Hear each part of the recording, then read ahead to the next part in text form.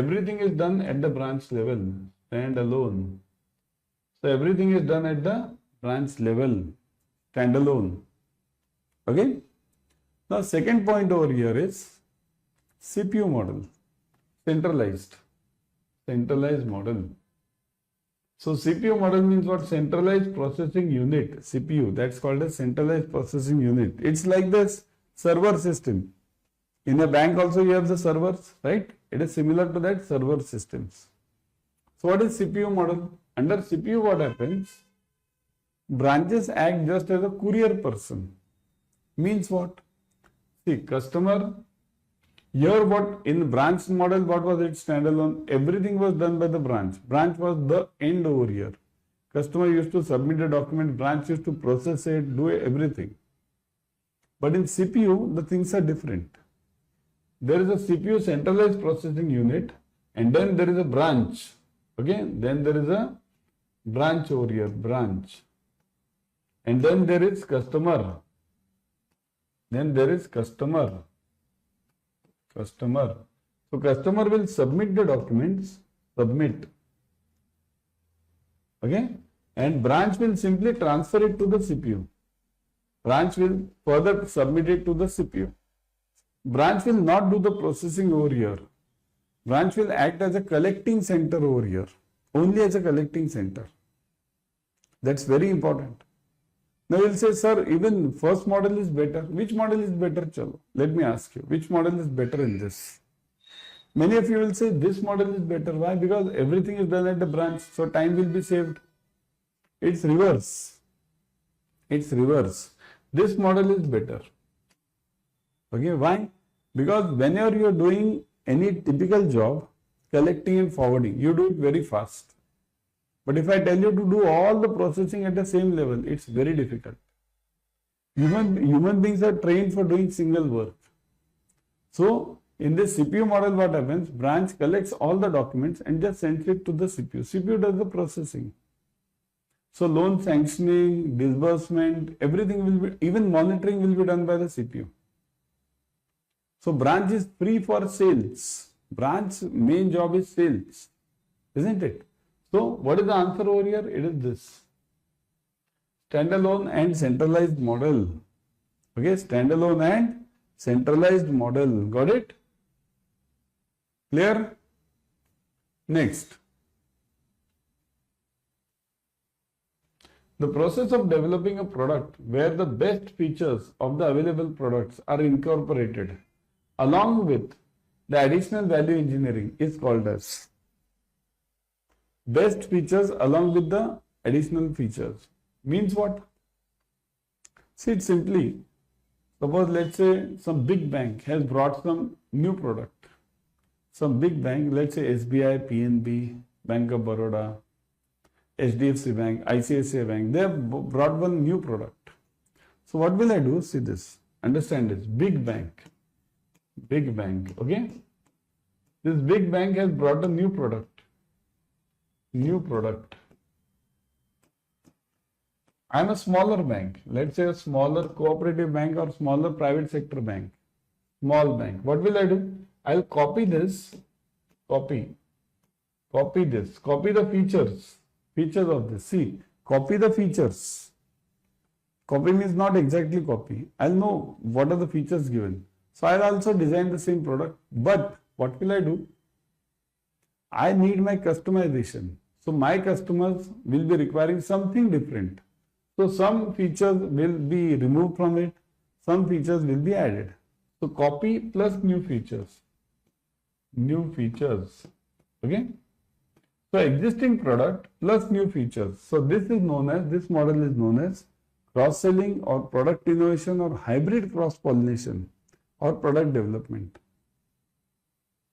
Of course, this is not a banking term, but then also you can use it now. Nowadays we are using this. Hybrid cross-pollination. It is come from biology, isn't it? Biology, you know, plants. Okay? In that you have this. So what you do, you hybrid cross-pollination. What are you doing? You are taking this existing product, then adding few features, removing some of them. See, not only adding, I can remove some of the features if they are not required by my customers. So I can remove them. So I'm doing some modifications in that. I'm not exactly copying as to whatever is given. I'm not copying exactly. Okay. So these are the additional features, and this is known as hybrid cross pollination. So now, before going, everyone, among the below given statements, which of the following statements is an incorrect statement in context of credit score? So now you want to check incorrect one. Always in exam focus, what the question is asked. Are they asking you correct or incorrect? So let's read this. First one. A credit score is a number from 300 to 850 that depicts a customer's credit worthiness. You want the incorrect one. Don't miss this. Keep the focus on the question. There are three main credit bureaus: Equifax, Experian, and TransUnion. The US scoring system is used by many financial institutions. One metric used in calculating a credit score is credit utilization, the percentage of available credit currently being used. So now, which is the correct one? Which is the incorrect one? Okay, let's focus on which is the incorrect one. The credit score is a number from 300 to 850 that depicts a consumer's credit worthiness. Is it the correct one? There are three main credit bureaus: Equifax, Experian, and TransUnion. These are there. There are in fact four. Okay, CIBIL is also there. So these three are also very important. Equifax, Experian, and TransUnion. Very important these are also. US, this is basically made up from US only, means the systems are based from US. They developed it. Dun & Bradstreet was the first one, credit scoring company. Okay, long back, 1800. One metric used for calculating a credit score is credit utilization. That is also correct. So which one is incorrect over here then? The incorrect over here is this 850. The credit scoring is from 300 to 900. It's not 850, 900. Credit scoring is from 300 to 900. Minimum is 300, maximum is 900. Okay? Got it, everyone? Next one.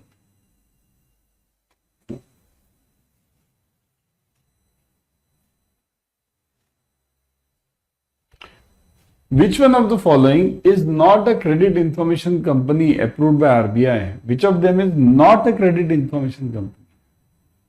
CRISIL, Experian, Equifax, and CIBIL.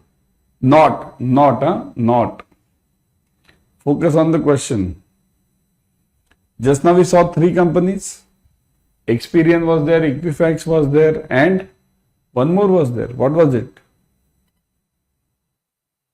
So, which one of them is not? Is it CIBIL? But CIBIL, you know, you daily use it, CIBIL, isn't it? Is there? Experian, it is there.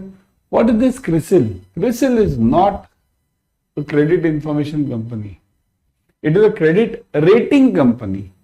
CRISIL is a credit rating company. Understand the difference. Credit rating works for credit rating.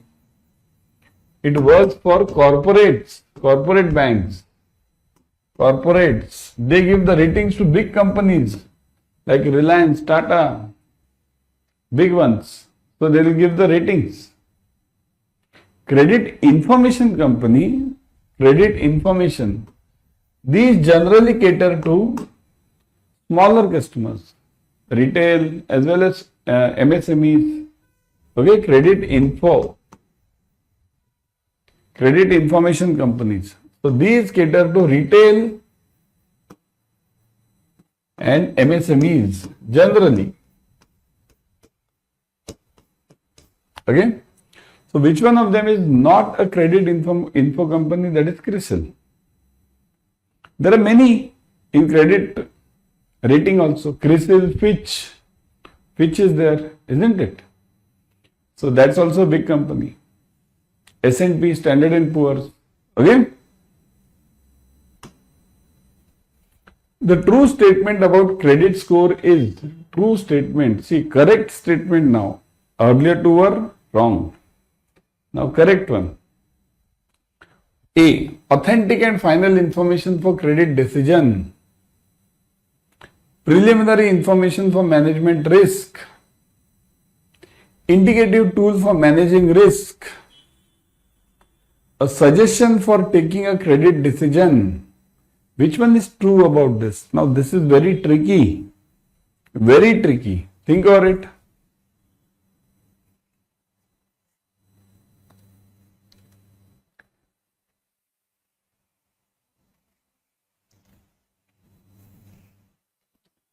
Think, everyone think.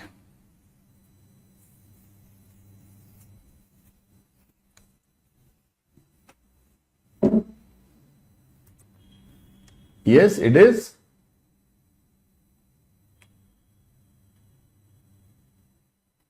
Authentic and final information for credit decision. Preliminary information for managing risk. Indicative tool for managing risk. Is it related to risk? Credit score. Is it related to risk? Or is it a suggestion for taking the credit decision? Credit decision. So the answer over here is a suggestion for taking a credit decision. Basically, suggestion for taking the credit decision. Got it? A suggestion for taking the credit decision. Got it, everyone?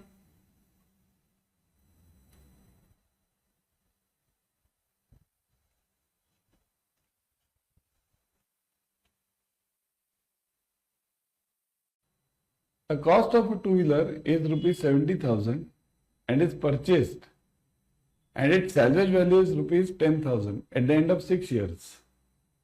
The amount of depreciation on the two-wheeler for the second year under SLM is straight line method. So the cost of two-wheeler is given. Okay. I'll just expand this. Now it's okay, right? So the cost of the two-wheeler is 70,000. Salvage value is given as 10,000, and you have to find out using straight line. See, it's very simple. Straight line problems are the simplest ones. Okay. In straight line, I'll give you certain basics which you have to remember always in your life for straight line. Number one, amount of depreciation is always same. Amount of depreciation is equals to same for all years. Okay, amount of depreciation is same always for all years. Second, percentage changes. Percentage depreciation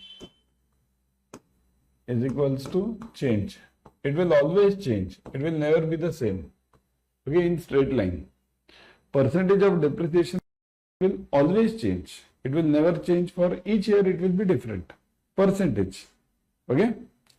Then next one, salvage value. Salvage value has importance over here. You must at the end get to the salvage value at any cost in straight line. Okay. So now let's solve this. These 2 points, if they are clear, let's move on. Third one more point is there. That is percentage of depreciation, how to find out? It is simple, 100 upon life. First years, 100 upon life. Okay. So let's see. The cost of two-wheeler 70,000, that's done. 10,000 done. Amount of depreciation. What is the period? 6 years. So let it be second year, third year, fourth year, fifth year, any year. Amount will be same. See, the question is the amount of depreciation for the second year. Now even if this is first year, second year, third year, any amount is same. So amount of depreciation is what? First, find out the difference. Difference means, see, this difference is always cost minus salvage. What is the salvage value? Salvage value means the value which remains at the end of the project. Suppose if I want to sell that project now, I purchase the bike. This bike I want to sell it after 6 years. So I'll get around 10,000 rupees. That is the meaning. So cost minus salvage, 70,000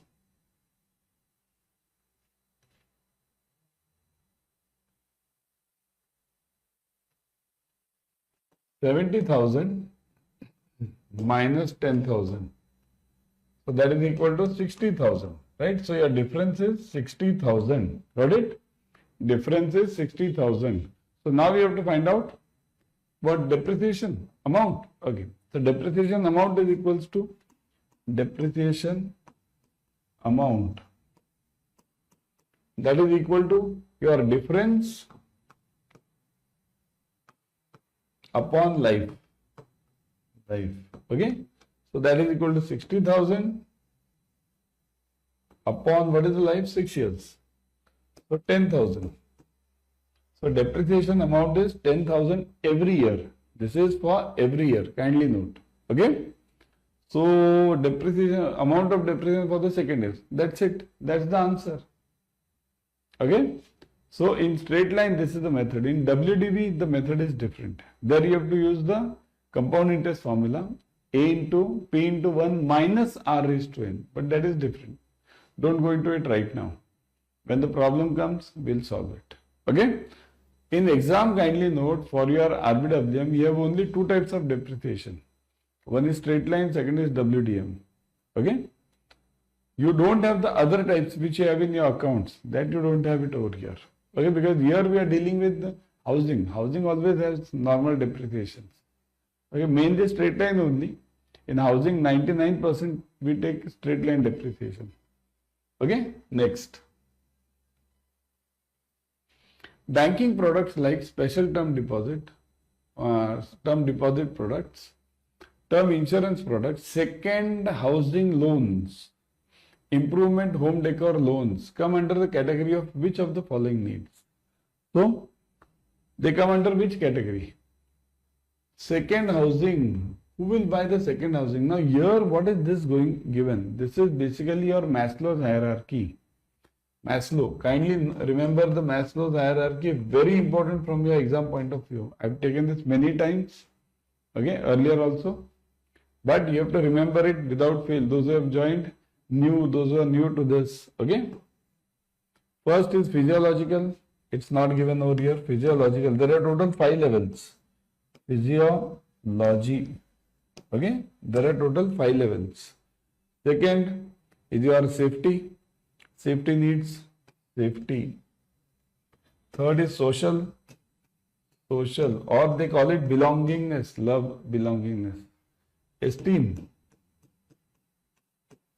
And last one is your actualization. I'll just write ACT. You copy from here. Actualization. Okay. So these are the 5 phases of Maslow's hierarchy. Remember, it goes from the lowest, poorest, poor to rich. Okay. Rich. Poor to rich. Its simple logic is this. Poor to rich. Okay. So this person is the lowest level person, hand to mouth, daily earner. Okay. Then safety is a bit higher. That this safety person is having some funds now at the spare. Okay. Then social is the richer person. Then esteem. Now this second housing, improvement home decor. Who will buy the second housing? Second housing is generally bought by esteemed person. Esteem. So here the answer will be esteem needs. Generally it is brought by the esteemed person, means that level person. Esteem level person will always change his car also. If he or she is having a normal car which he had purchased at this level, generally at social level, person purchases first car, social level. So if he or she had purchased at social level, then at the esteem level, he or she will change the car. Okay, they'll change the car. So they'll buy a richer, bigger car. Suppose somebody has purchased 1 BHK flat at the safety level or social level. At esteem level, that person will sell that flat, 1 BHK, or keep that flat and buy another 2-3 BHK flats. Okay, it's upper level. So that's why the answer for this is esteem. Okay. An education loan of maximum what amount is given for studies in India? In India, studies should be in Bharat. What is the maximum amount of loan given? 10 lakhs, 30 lakhs, 5 lakhs, no limit. Think this is a tricky one. This is really a tricky one. Maximum amount of loan, really tricky one. What is the trick? I'll tell you later.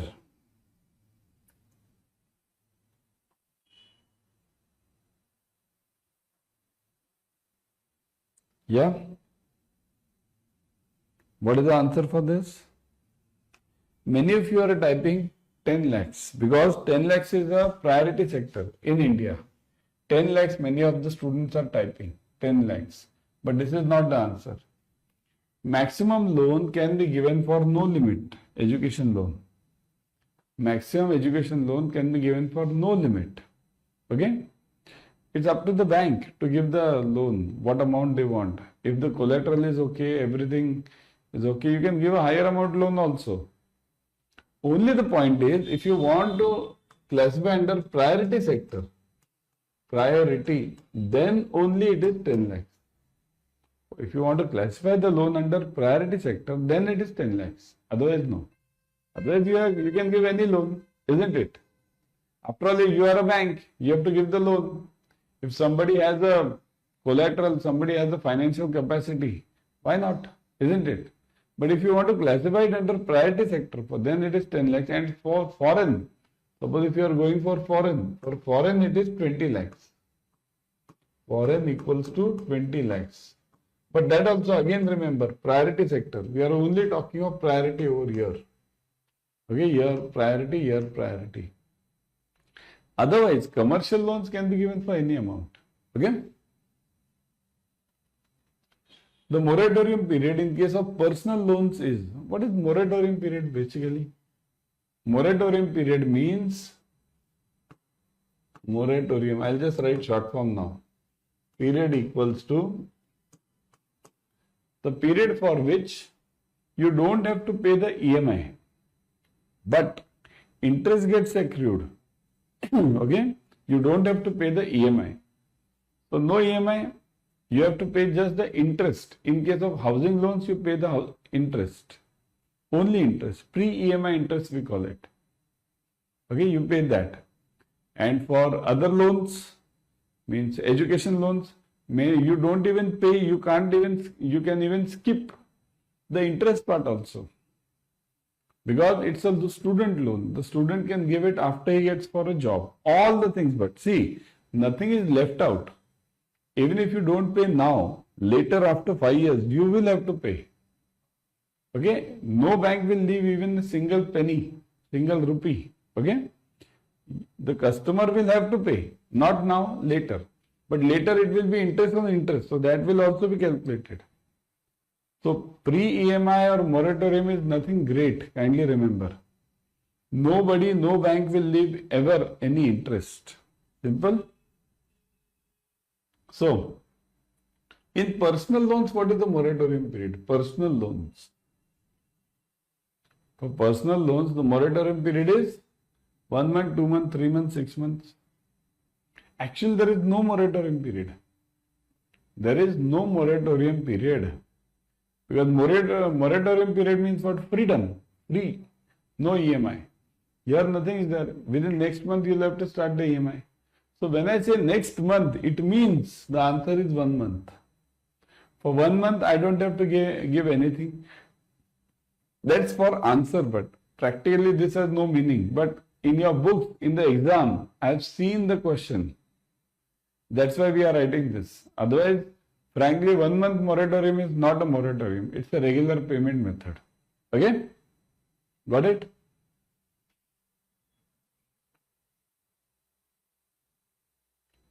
Personal loans are generally repayable in a period of 12 months, 24 months, 36 months, 48 months.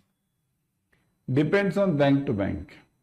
PLs depend on bank to bank. Some banks may give it for 12 months, 24, 36, 48. Generally, 90% cases,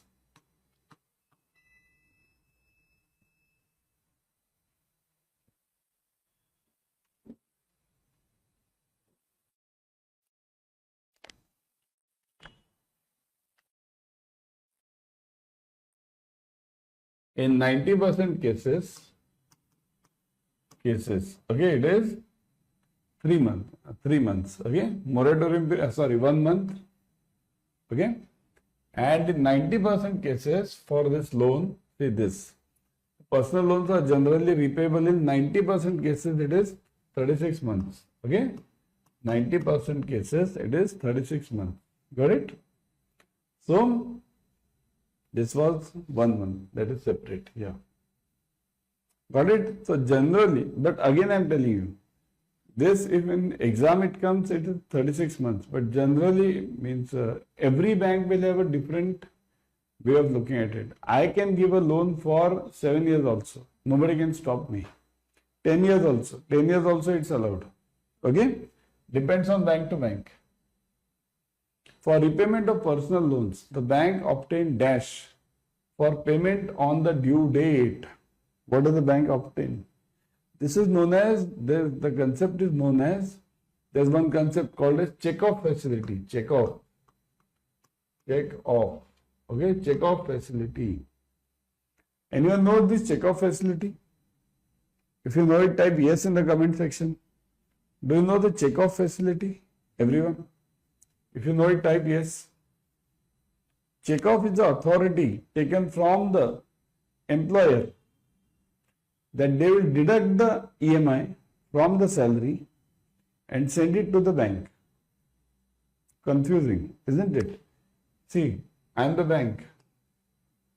Okay? I have given a loan to Mr. X. Okay? Now Mr. X is working with company ABC. Okay? Limited. ABC Limited. So what will ABC give you in check-off facility? ABC will say that they will deduct the salary. From the salary, they will make two parts. Two parts of this. Okay? One part of EMI will go to the bank. They will make it. Everything they will do it. And remaining salary, remaining salary will go to Mr. X. Okay? So this is how the check-off works. But because the problem is now, no company is ready to do all these things. Why will they have the headache? It's up to you. You as a bank, you have to deduct the salary, right? Simple. You have to deduct it from the salary. You take the SI, standing instructions. Nowadays, we have all these computerized systems, SIs. Okay? NAC system is there. So, what do we take? Authority letter to debit a deposit account means if the customer is having a savings account, I'll take the authority letter that I'll deduct my EMI from there.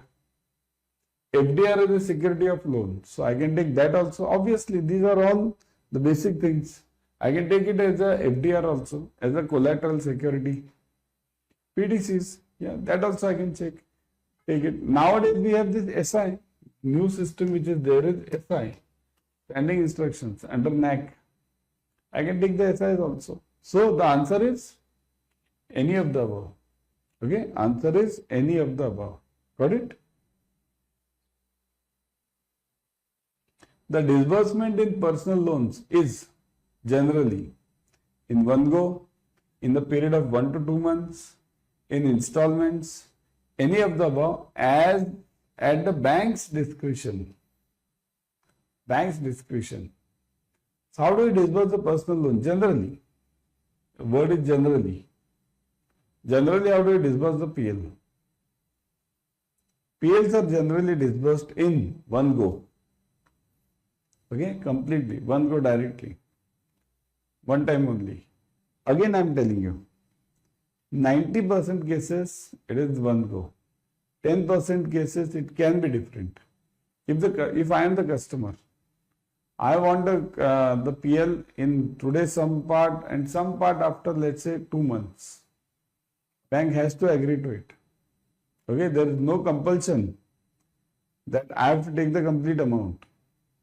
I can take the disbursement for some amount and remaining amount I can take it later. Means some cases can be there like this, but 90% cases, again I am telling you, it is in one go. In your exam, if the question comes, one go. Okay? The term demographic dividend is used in Indian context with reference to. So what do you mean by demographic dividend?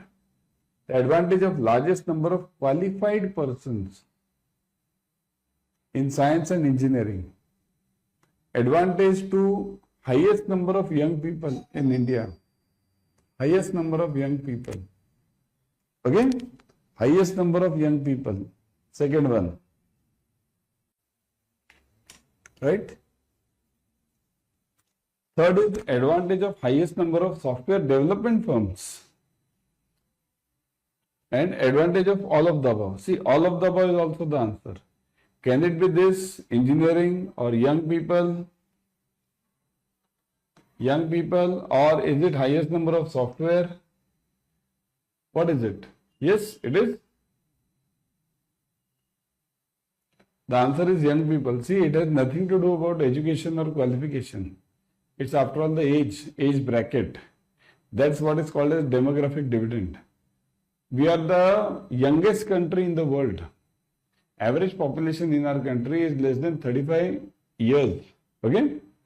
So this is one of the major advantages to our country. You are given the statements labeled as assertion and reason. From the options given below, choose the correct answer. So, you are given the statements which is mentioned like this, assertion and reason. So, what is the assertion? Assertion means statement, general statement. So, what is the assertion given? The assertion is the cost of deposits in retail banking is relatively less. Right? The cost of deposits in retail banking is relatively less. Second reason, the ticket size of retail deposits is small. So now, look at the options. Both A and R are true. A is also true and R is also true. And R is the correct explanation of A. Think everyone. Huh? Second one, A is false and R is true. Means cost of the deposits in retail banking is relatively high. Because if A is false, then it means that. And R is true. Ticket size is small. Both A and R are true. C1. C. Okay. And R is not the correct explanation of A. And both A and R are false. Now think of the answer. What can be the answer over here? Cost of deposits is relatively less. Is it true? Actually, that is what retail banking means, isn't it?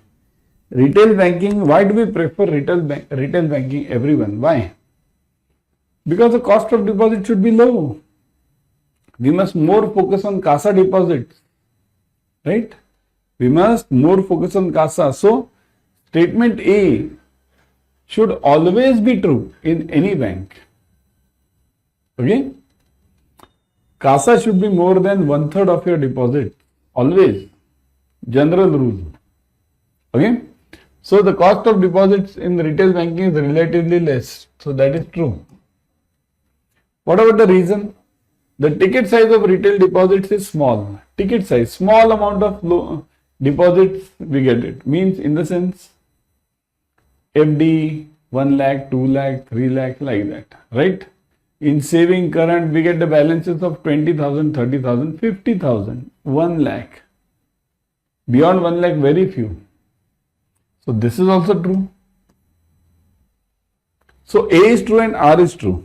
But now the real question is R the correct explanation or is R not the correct explanation? What do you think? See, here we are talking of cost and here we are talking of ticket size. These two are not relating to each other. So the answer over here will be this. A and R are true, but R is not the correct explanation of A. Why? Because if the R was to be real explanation, the answer should have been over here. R should have been the CASA deposit is more in banking. So then it will give you the logic that CASA is more, it means your cost of deposits is less. Okay? So the real point over here is both are true. Pay attention, both are true. But the problem is R is not the correct explanation of A. Isn't it? Demand notice under section 13(2) can be issued by anyone or more of the following modes. So demand notice under section 13(2) can be issued under any modes. So how can you issue this demand notice under section 13(2)? How can you issue it? Yes, demand notice under section 13(2).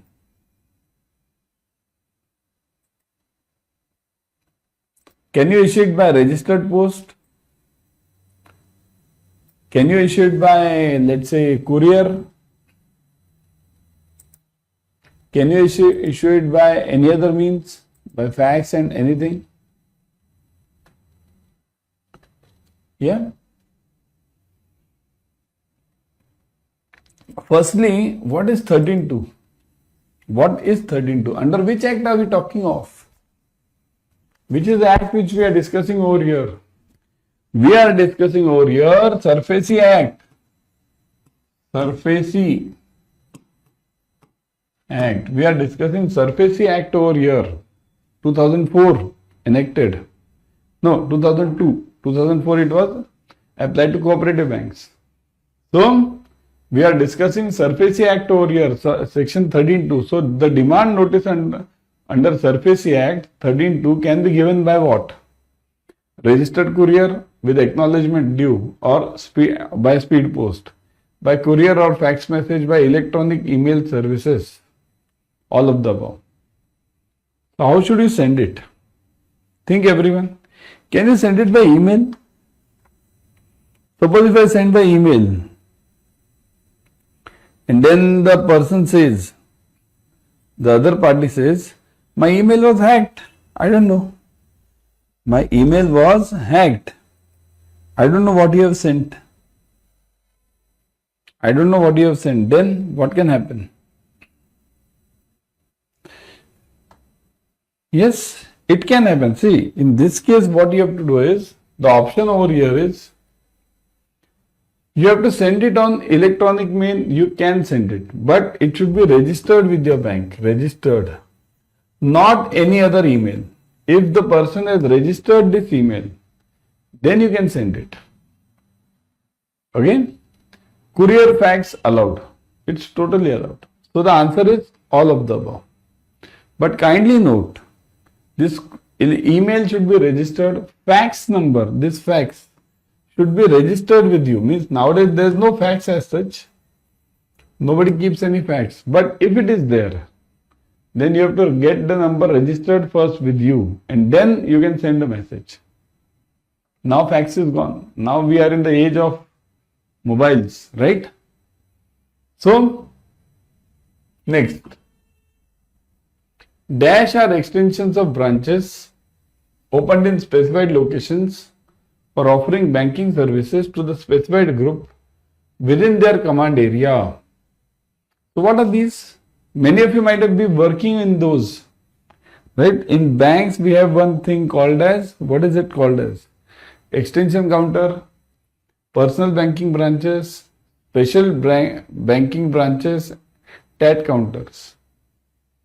So these are extensions of branches. Name itself will give you the idea. What is the answer? Yes. The answer is name itself gives the idea. The answer is correct. Simple, isn't it? Extension counters, right? Extension counters. That is the answer. Extension counters are usually used by the banks. Okay? For nearby, suppose if there is a main branch, then in extension counter what happens? There are limited services given. Deposits mainly are given, deposit services. Loan services are generally not given under extension counters. Generally I am talking. It can happen, there is no compulsion that it can't give. Generally it is not given. If there is any loan proposal, it is sent to the main branch.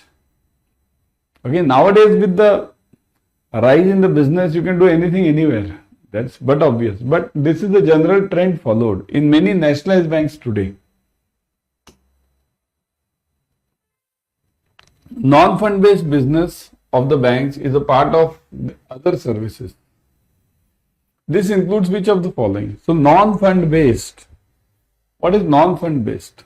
Fund based and non-fund based. There are two things. What is it? What do you mean by fund based? What do you mean by non-fund based? Fund based business means your loans. Fund based. It means your CC, cash credit, term loan, home loan, where you directly give the cash, personal loan, PL, personal loan,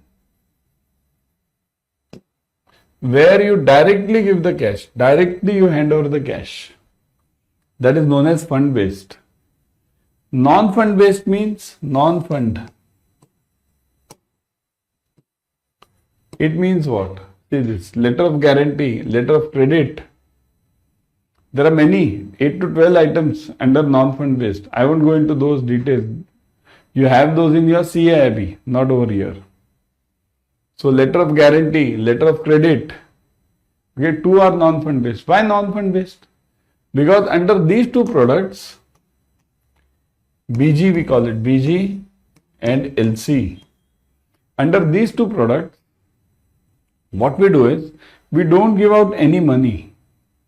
We just give our word, Meri Zuban hi hai mera shasan. We just give a promise that if this guy doesn't pay you, I will pay you under bank guarantee. And under LC, it's direct payment method. Don't go to this buyer and directly I'll pay you. Give me the documents, I'll pay you.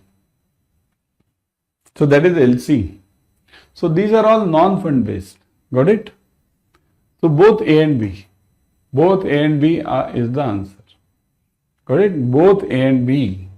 Next one. Among the below given, which of the given is correct about extension counters? The extension counters, there were some questions in RBWM, earlier exams. Directly they ask you about extension counters. So now you tell me which one is true over here. So you have to study extension counters. I have taken more questions on this. Means I generally take some questions on extension counters. So which one of them is correct? Always focus. What is the question? Extension counters are extensions of branches opened in specified locations for offering banking services to a specified groups within the command area. See, generally extension counters are opened where? In a college or in a factory where you get around 2000 or 3000 accounts. There is a probability of getting 2 to 3000 accounts. So there we generally open the extension counters and we give just deposit services to them. Loan services are usually given in the main branches. So extension counters are extensions of branches opened in the specified locations for offering banking services to a specified group within the command area. Is it true? Next one. Extension counters are basically attached to the branch and controlled by the branch for accounting purpose. So it is attached to the branch. Right? Because after all it's called as XYZ branch extension counter. That's what is the name. Extension counters are permitted to offer products mainly in the liability side. See this, what did I say? liability side, deposit. So extension counters focus mainly on deposits, right? So what is the answer for this? The answer is all of the above. The answer is all of the above. Okay? Got it? Extension counters, these are generally attached to some branch for both accounting purpose also. And they are generally giving the liability deposit products. They don't give asset products. Generally, again I am saying, with the advent of internet banking, now anyone can do any transaction anywhere.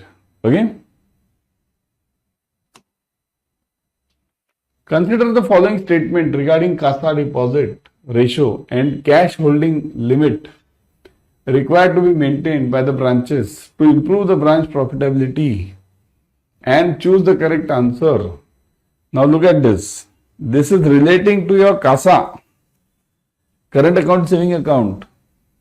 Now read this, everyone. Read it.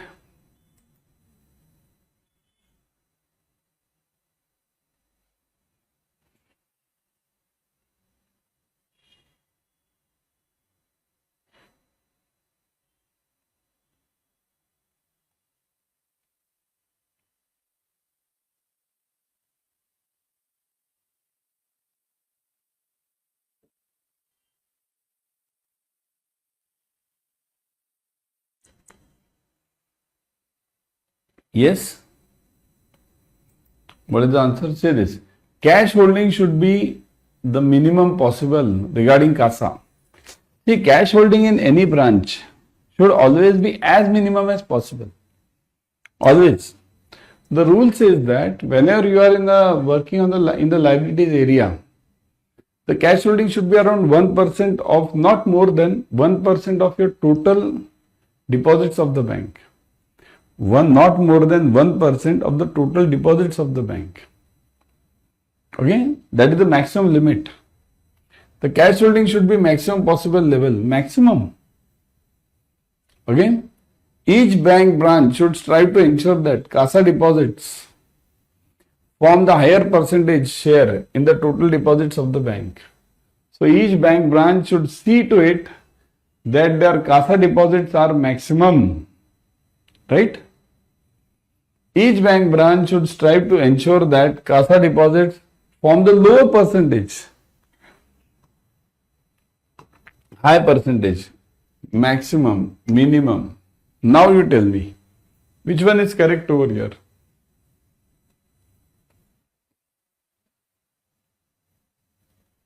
Yes, the answer is 1, this is true. 3, that is true. So 1 and 3, where is the option? C. C is the option. Correct. C is the option. Okay. Next. Among the below given match, which of the following is correctly matched? Say this, correctly. Which of them is correctly matched? Saving current accounts. Bank will inform of any change in the minimum balance to be maintained 30 days in advance. In CASA account, if you are changing the minimum balance or MAB, you have to inform the client in how many days? 30 days. Check this. Dormant or inoperative account. Customer will also be informed 1 month before the customer's account is classified as dormant or inoperative. So do you inform the customer that your account will become dormant? Or nowadays we use the word inoperative. You want correctly matched, no? Closing customer's account. Bank will exchange soil notes, mutilated notes or small coins at its branches as per RBI directives. See, closing customer's account and these two are totally different. Cash transactions. Under normal circumstances, bank will not close customer's account without giving customer at least 30 days notice. These two are actually reverse. Means closing customer account should have this and cash transaction should have this. Okay, so these two are obviously out. You want which one is correctly matched. Only check between A and B. Think over it, everyone, between A and B. What do you think should be the answer over here between A and B? Dormant account, do you inform this client, your client, 1 month before? Yes, do you inform? Have you informed any client 1 month before?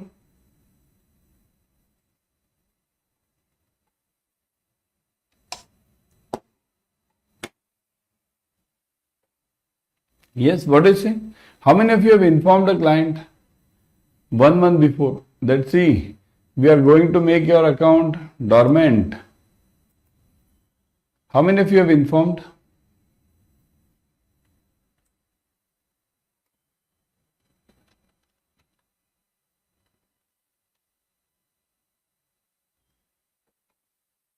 Right? So,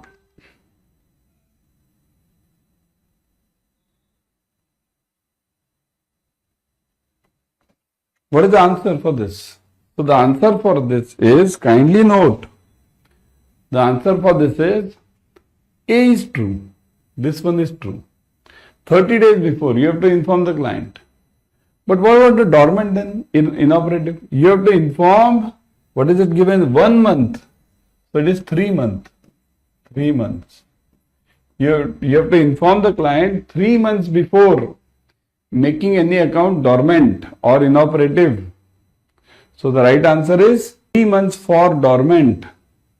And the correct answer for this is A, savings current account. Bank will inform any change in the minimum balance to be maintained 30 days in advance. Okay, that is the correct answer. Got it? Next one.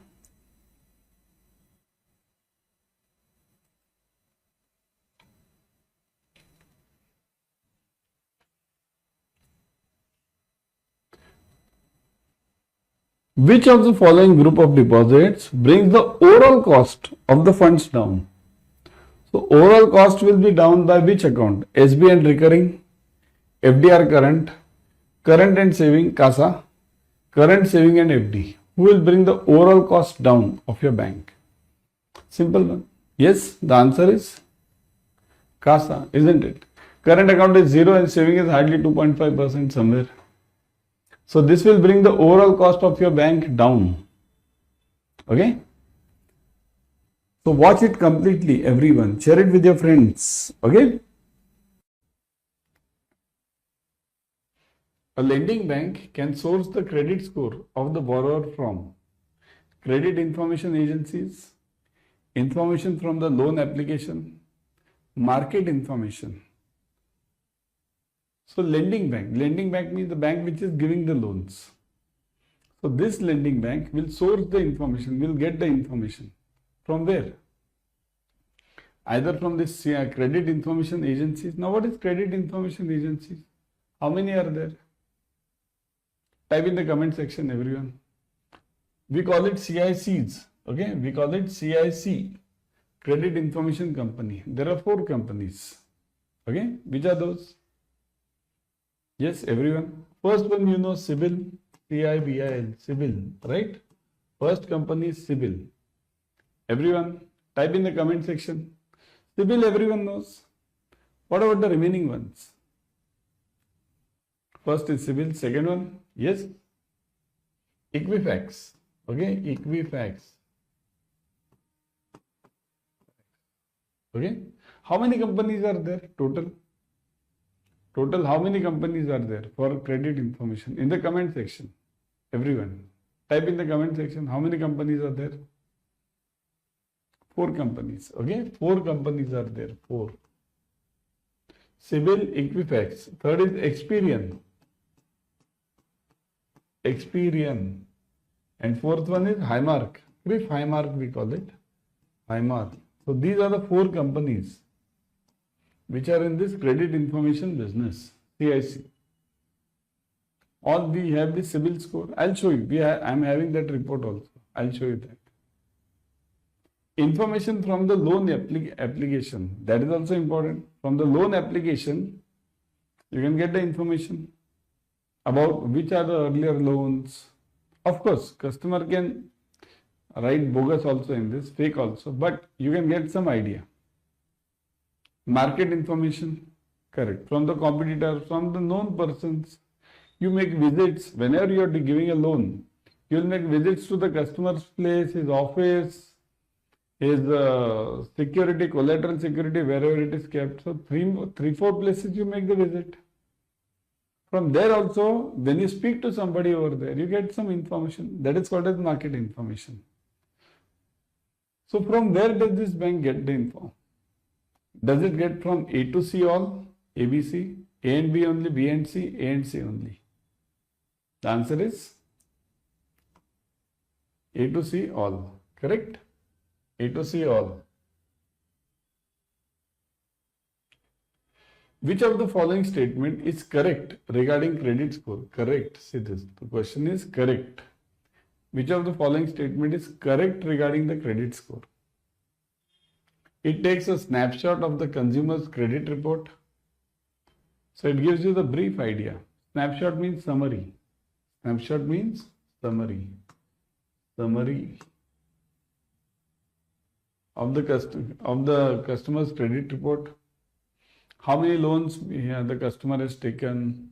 What is the status of the loans? That is known as a summary.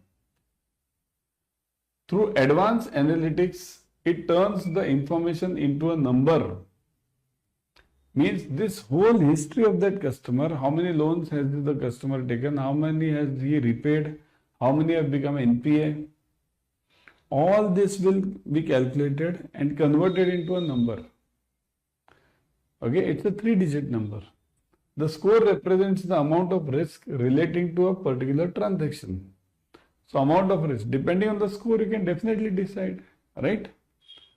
So this score is what? What is this score? This score is minimum is, what is the minimum CIBIL score? Everyone. What is the minimum CIBIL score? Yes. Minimum CIBIL score is? Yes. What is the minimum CIBIL score? 300. Correct? It is 300. Maximum is 900. 9. What is a good CIBIL score? 700. Good. Now it depends on, see, it depends on company to company. Minimum and maximum are fixed. Good CIBIL score depends on company to company. Some company might find 700 as good, somebody might find 800 as good, somebody might find 600 as good, depending on the customer base of the company. Okay? So what is the correct answer in this? It takes the snapshot through advanced analytics, converts it into number. It represents the amount of risk. So answer is all of the above. Okay, all of the above. Got it? See, this is the CIBIL report. This is what I wanted to show you. CIBIL report. Okay?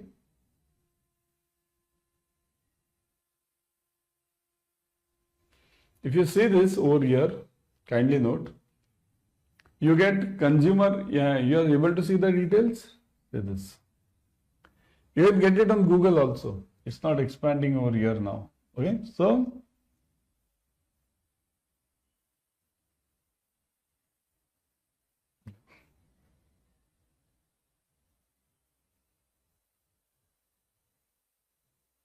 no, not expanding. See, there are two types of information on CIBIL. One is static information, second is dynamic information. Static information means which never changes.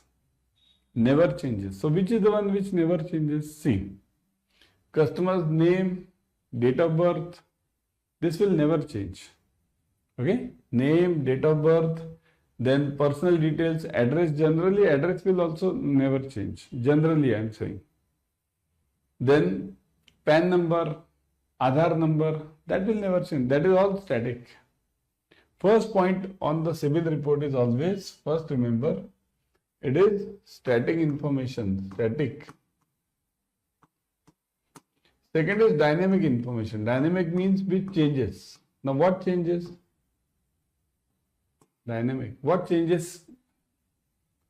in any with any customer, see what changes is the loans. See this. This will go on changing. What the loan which was over here, after next month it will be off. Some new loan will come in. So the data is always fetched. Okay, it goes on changing continuously. Okay, so this is known as the dynamic information. So static and dynamic, these are the two informations. Kindly note. There is also a third number which is always generated, that is called as control number. This question is asked in exam. Control number. Okay, control number is always asked in exam. Control number means this is the number which is generated every time you fetch a credit report. Every time. Okay, whenever you fetch a credit report, you'll have to generate a number will be automatically generated. Got it?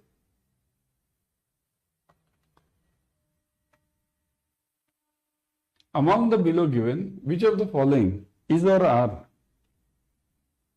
correctly matched on the basis of organized model? Now, what is this model?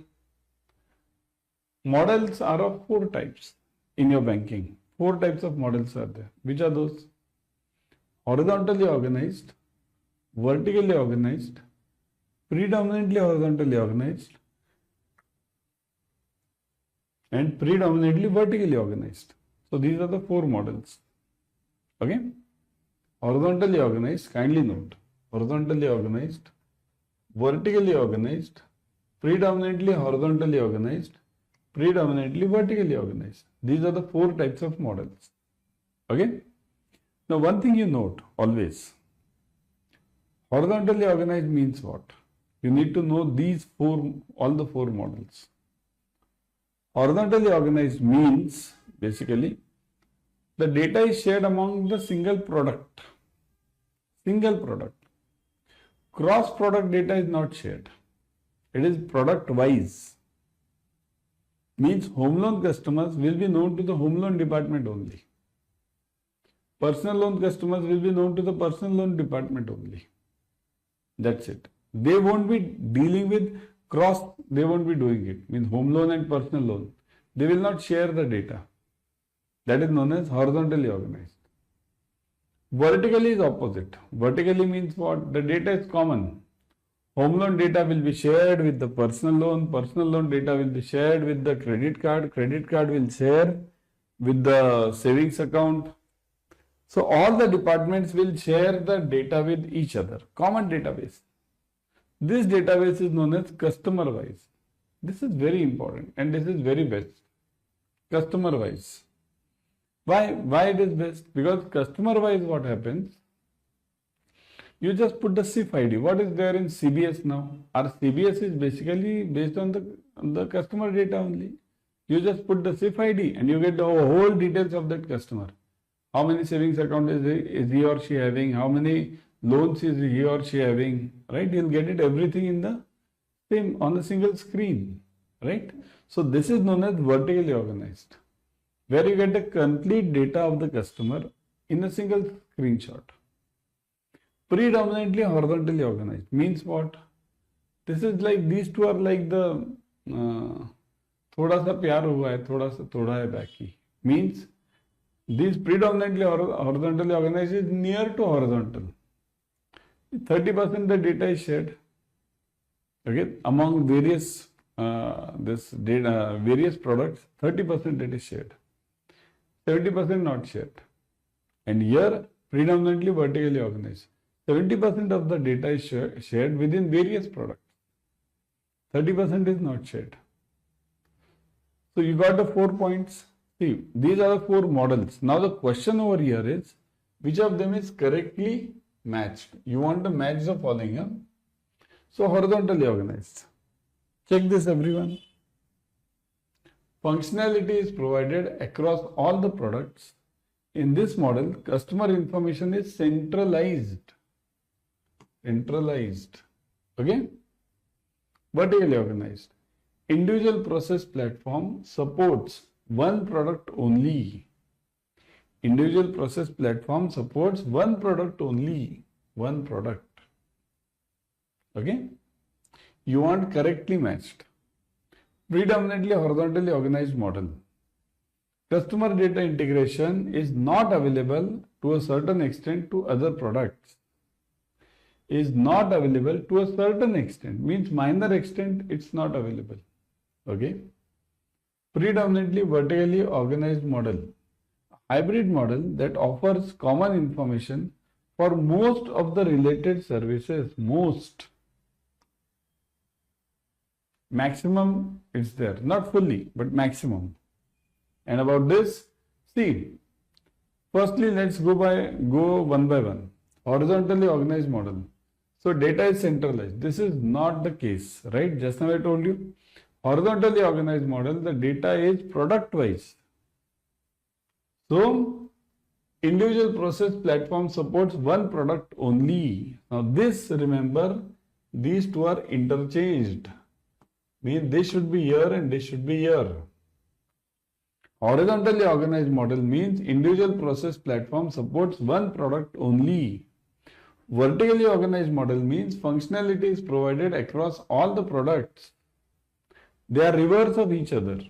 So that's why these are not correct. You want correctly matched.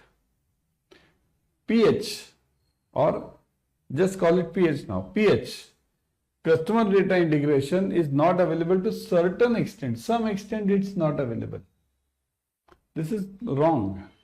In fact, it is to certain extent it is available, 30%. Some extent it's available. So this answer is also false. These two are obviously false. So the correct answer is vertically. A hybrid model that offers common information for most of the related services. Most. Okay. So this is the true answer.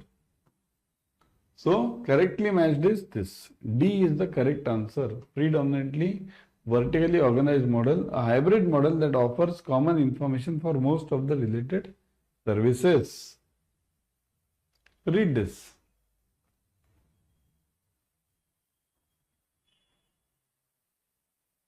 The models used for processing retail loan applications can be. So which are the models which can be used for processing the retail loan applications? Standalone and centralized model, standalone and standby model, centralized and standby model, hybrid and standalone model. What are these? Firstly, you need to understand these first. Standalone and centralized model. Okay, what is the answer? Firstly, you give me the answer. Which is the correct answer over here? A, B, C or D? The correct answer over here is this. Standalone and centralized model. What is the standalone model? Standalone model, the steps are: first one, application. Customer fills up the application. Okay. Before that, you have to contact the customer. That is also there in this loan process. Then after application, we do the analysis. We do the visits also. Visit to that customer. Right? Visits everything. Then sanction. Then disbursement. Disburse. Right? And then monitor. Monitor this loan. So these are the basic steps, right? These are the basic steps in any loan, right? So if these are the basic steps, then monitor. Remember, standalone model means all these steps are done at the branch level. Branch. Everything is done at the branch level. Okay? Everything is done at the branch level. Second one, CPU model. CPU means centralized model. CPU. Under CPU model, kindly note, branch just acts like a courier person. All these steps, in fact this also, all these steps are done at the CPU level. Branch just acts like a courier person. It collects the document from the customer, passes it on. The central office will again, if it wants to give some message, it will give the message to this, right? Got it? Got it? So CPU, everything is done at the central office level. It depends on bank to bank. Some banks say at the branch level, this will be done at the CPU level. But generally, everything is done at the CPU level. Okay, only applications are sometimes filled at the branch level. Sometimes it can be directly at CPU also. Okay, so the answer is this: standalone and centralized model. An investor is looking for returns. Investor looking for returns in line with the market will opt for. So whatever this customer wants to get the investment with respect to market. Okay, market. So it is called as what? In line with the market. So it is called as active investment, speculation, passive investment, and leveraging. What is it called as? Active investment, passive, speculation, and leveraging. So it is always called as, kindly note, passive investment. Passive. Okay? What is passive investment?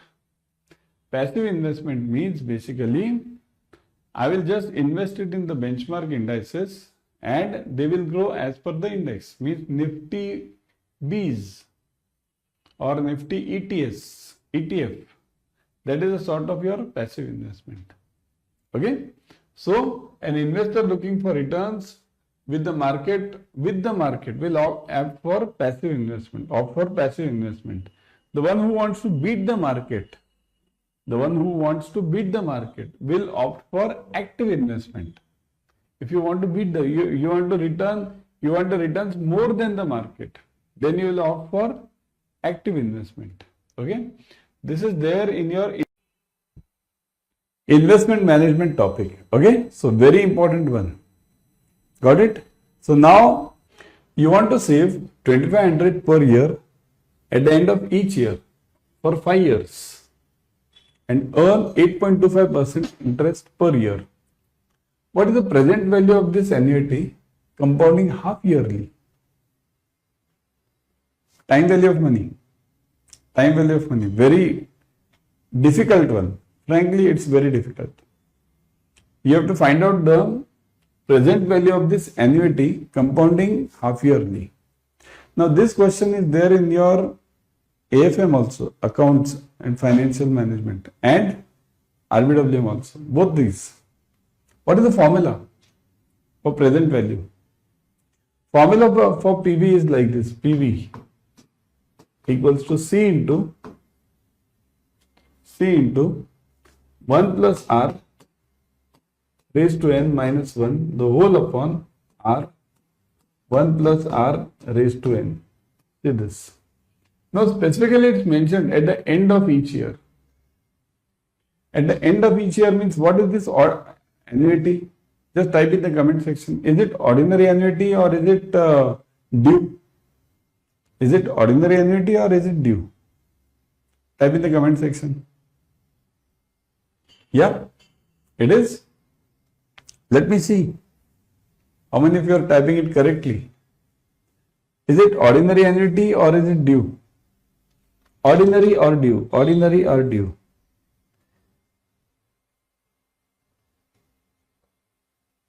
Kindly note, at the end of the period means ordinary annuity. End, correct? End means ordinary. Okay, and if it is at the beginning, then it is due. What do you have to do to find it for due? Just multiply this with 1 plus R. If it is due, multiply it with 1 plus R. For ordinary, simple this much. Okay, so now you know this. I'll remove it. Okay, this part I'll remove, this part I'll remove, this part I'll remove because you know this. So let's move on. So now find the answer. What is the answer for this? C into what is C? You want to save 2500 per year. Now 2500 is per year. Pay attention. Per year. At the end of the each year. Okay? Or each period you can call it now. At the end of each period. For 5 years. At interest 8.25. What is the present value if compounding half yearly? Compounding half yearly means what? Whenever you have half yearly, half, everything is half. R equals to half. What is R given? 8.25. So 8.25 upon 2, whatever this answer is. 4.125? 4.125%. 4.125%. But n is reverse. N equals to, whenever you divide anything by R, multiply the same number by n. So n is given as what? 5 years. So 5 into 2. So that is 10 years. 10 not years, 10 periods you can call it. It's not 10 years. So write it everything. What is given? Let's write it below. C. What is C? See, per year I want to save. Okay. So per year is 2500. So half year how much will I save? I'll say 1250. Yeah. Divide this also by 2. Actually, in exam if it is given, if I wants to save, only this much is given, not per year. Or per period, per 6 months. If it's given per 6 months, then you have to directly take 6 months. Let's take that only. So per 6 months, okay? Per 6 months, okay? 6 months. So directly take 2500. If it is given per year, like this, or let's take whatever the question is, okay? So if it is given per year, okay, in this case, what will you do now? In this case, you will divide it by half. So 1250 into every 6 months I am investing 1250. Per year I have to invest 2500 into what is 1 plus R? 1 plus, what is that? 4.125? 4.125 upon 100. So I'll directly write it now. See, R is to be taken as, it is in percentage. Percentage means divided by 100. So directly you can take it, isn't it? Instead of writing, means now you all know this, right? How to write this. So instead of wasting the time, you directly take it 0.04125. The whole raised to n is what now? N equals to 10. 10 minus 1, the whole upon. What is R? 0.04125 into, what is 1 plus R raised to n? Same figure. I'll directly write it now. 1.04125 raised to 10. Directly I'll write it over here. Everyone check this again. Everyone check this again. Everyone check this again, because this is not that simple to understand. C into 1 plus R raised to n minus 1 upon R into 1 plus R raised to n. It's not that simple. Okay? Now do the calculations. Those are still tougher. You don't get, these are 2 marks questions. You don't get it like that only 2 marks, isn't it? So, first solve this, 1.04125. How will you solve this? Raised to 10. So, write it like this, 1.0, I'll show you, see this. Write it like this, see, I'll show you over here. 1.04125 into, then press equal to 10 times. See this, everyone. 1.04125 into, then equal to 10 times. Do it, everyone. And write this answer separately. This answer is to be written separately. Kindly note. Don't do in a hurry. Go forward, okay? So 1.04125, okay, raised to 10. You do in raised to into equal to 10 times 10. So it is 1.498. This is 1.498. So I'll write it over here. 1.498. This is the answer for 1.04125 raised to 10. Now it's simple. See 1.498. So 1250 into 1.498 minus 1 upon R is 0.04125 into, now this is what? This is the same figure, 1.498. Now this you can do it directly. Try it everyone. So 1.498 minus 1. 1.498 minus 1. Okay. So that is equal to minus 1. So 0.498 this one divided by, pay attention, this part 0.498 divided by, do this, divided by, what is it? 0.04125. So 12.07. This answer is, see, I'll write it over here. 12.07. Shall I write it separately? 1250 into 12.07. Sorry. It is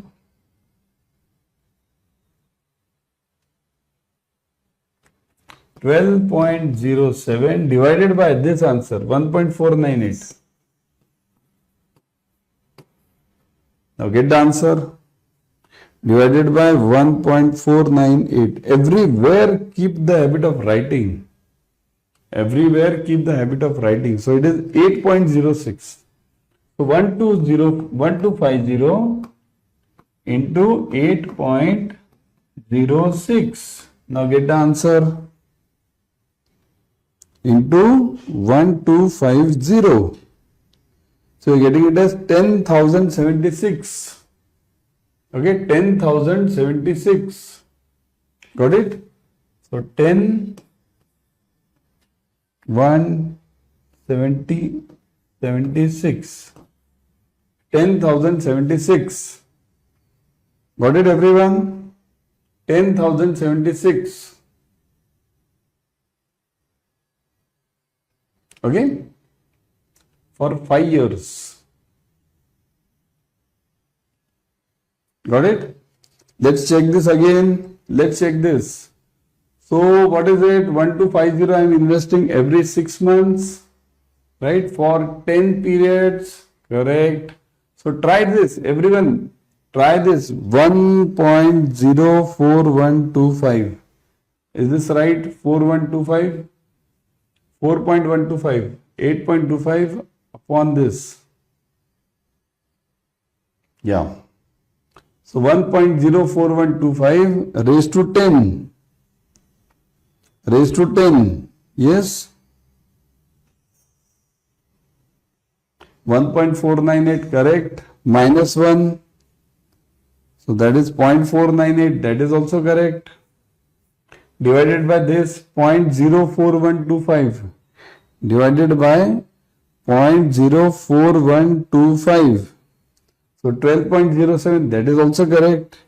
Divided by 1.498. What is it? 498 correct? Yeah, 498.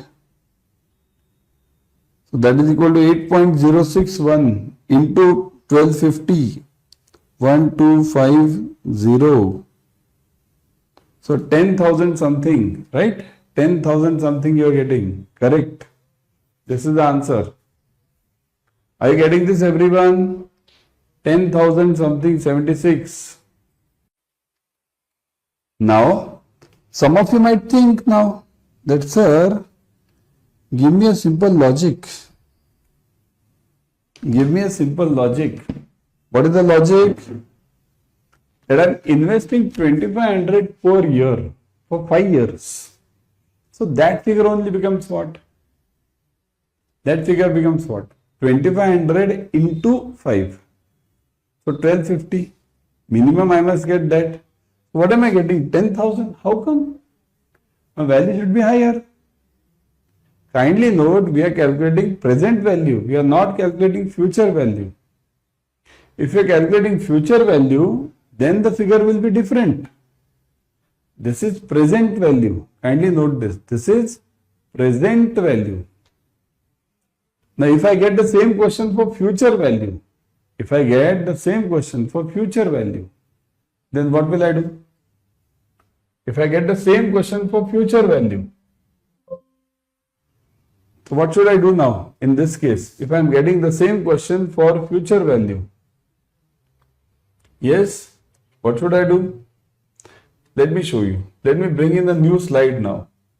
We'll solve this once and for all so that you get full clarity on this. Let's take some time, but let's keep the concepts very clear. Here, this is the present value of the amount which I am getting. Now, what about the future value? Future value over here is, future value formula is same as that of present value. Only slight change is there. Future value equals to, say the same, C into 1 plus R raised to n minus 1 the whole upon only R. Only R. That is the only difference. 1 plus R the whole raised to n minus 1 upon R. That's it. So now what happens? Try this everyone. Again I am doing the same thing. 1250 into, what is 1 plus R raised to n? This we have already found out. 1.498. Right? So 1.498 minus 1 upon, what is R now? R is something different. R is what? 4.125%. So it is 0.04125%, means divided by 100. Now get the value. Now you will get the value more than 1250. Try this everyone. So 1.498 minus 1. So it is equal to 1250 into 0.498 divided by 0.04125. So do this everyone. So 1250 into, what is the answer for this? It is roughly 10 times. Right? Roughly it is 10 times. So you must get it around 10 point something. Isn't it? So let's do this. Who's getting the answer? 0.498 divided by 0.04125. 12.072. Are you getting this? 12.072. Everyone? Are you getting this? 12.072. 12.072. Get the answer. Multiply this. What are you getting? What are you getting? 12.072 into 1250 into 1250. 15,091. 15,091. 15,091. This is the future value. This is the future value. Okay? Kindly note, present value and future value. These two things are different. In accounts, you might be having this. You might have done this, but it's a revision for you. You get the same question in accounts also. You get the same question in RBWM also. Simple interest on a certain principal for 3 years is 225. Compound interest on the same amount for 2 years is 153. Find the principal and the interest. Now the simple interest concept, we feel that we know simple interest very well. But actually we don't know simple interest to that extent. We don't understand it. We have learned the formulae, but we don't understand simple interest. Even compound for that matter. So now, let's see how many of you can solve this. Try this everyone.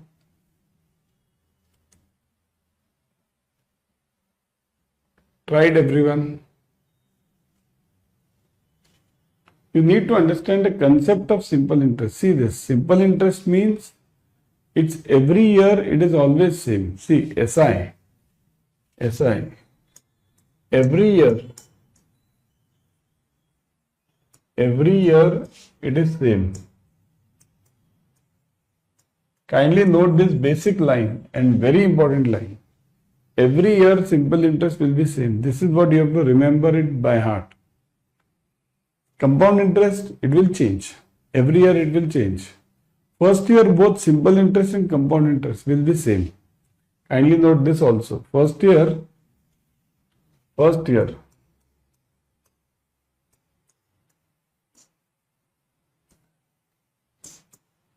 SI equals to CI, compound interest. For yearly compounding, I am talking for yearly compounding. If I am doing a yearly compounding, then first year simple interest and compound interest will always be same. Okay? So now, every year it is same. First year simple interest and compound interest are always same. And compound interest is what? Compound interest is interest on interest. Very important part. You all will say, sir, we know all this. Then solve the problem. Are you able to solve it? Okay. CI equals to interest on interest. These things we have learned. Kindly note, we have learned this. We don't understand this many a times. Okay, we have learned it. Compound interest means the interest on interest. Means what? This problem will clarify all the doubts in that. This problem is asked for 2 marks. Kindly note, 2 marks. Okay, definitely it is asked for 2 marks. It's not a 1 mark problem. Okay, all the 3 concepts will be verified over year. All the 3. So, simple interest. What is given? Let's write it. Simple interest, and second one is given as compound interest, right? What is given? Simple interest for 3 years is 225. For 3 years. Okay. So we'll write it here also. Year. 1, 2, 3. Okay. 3 years I have written.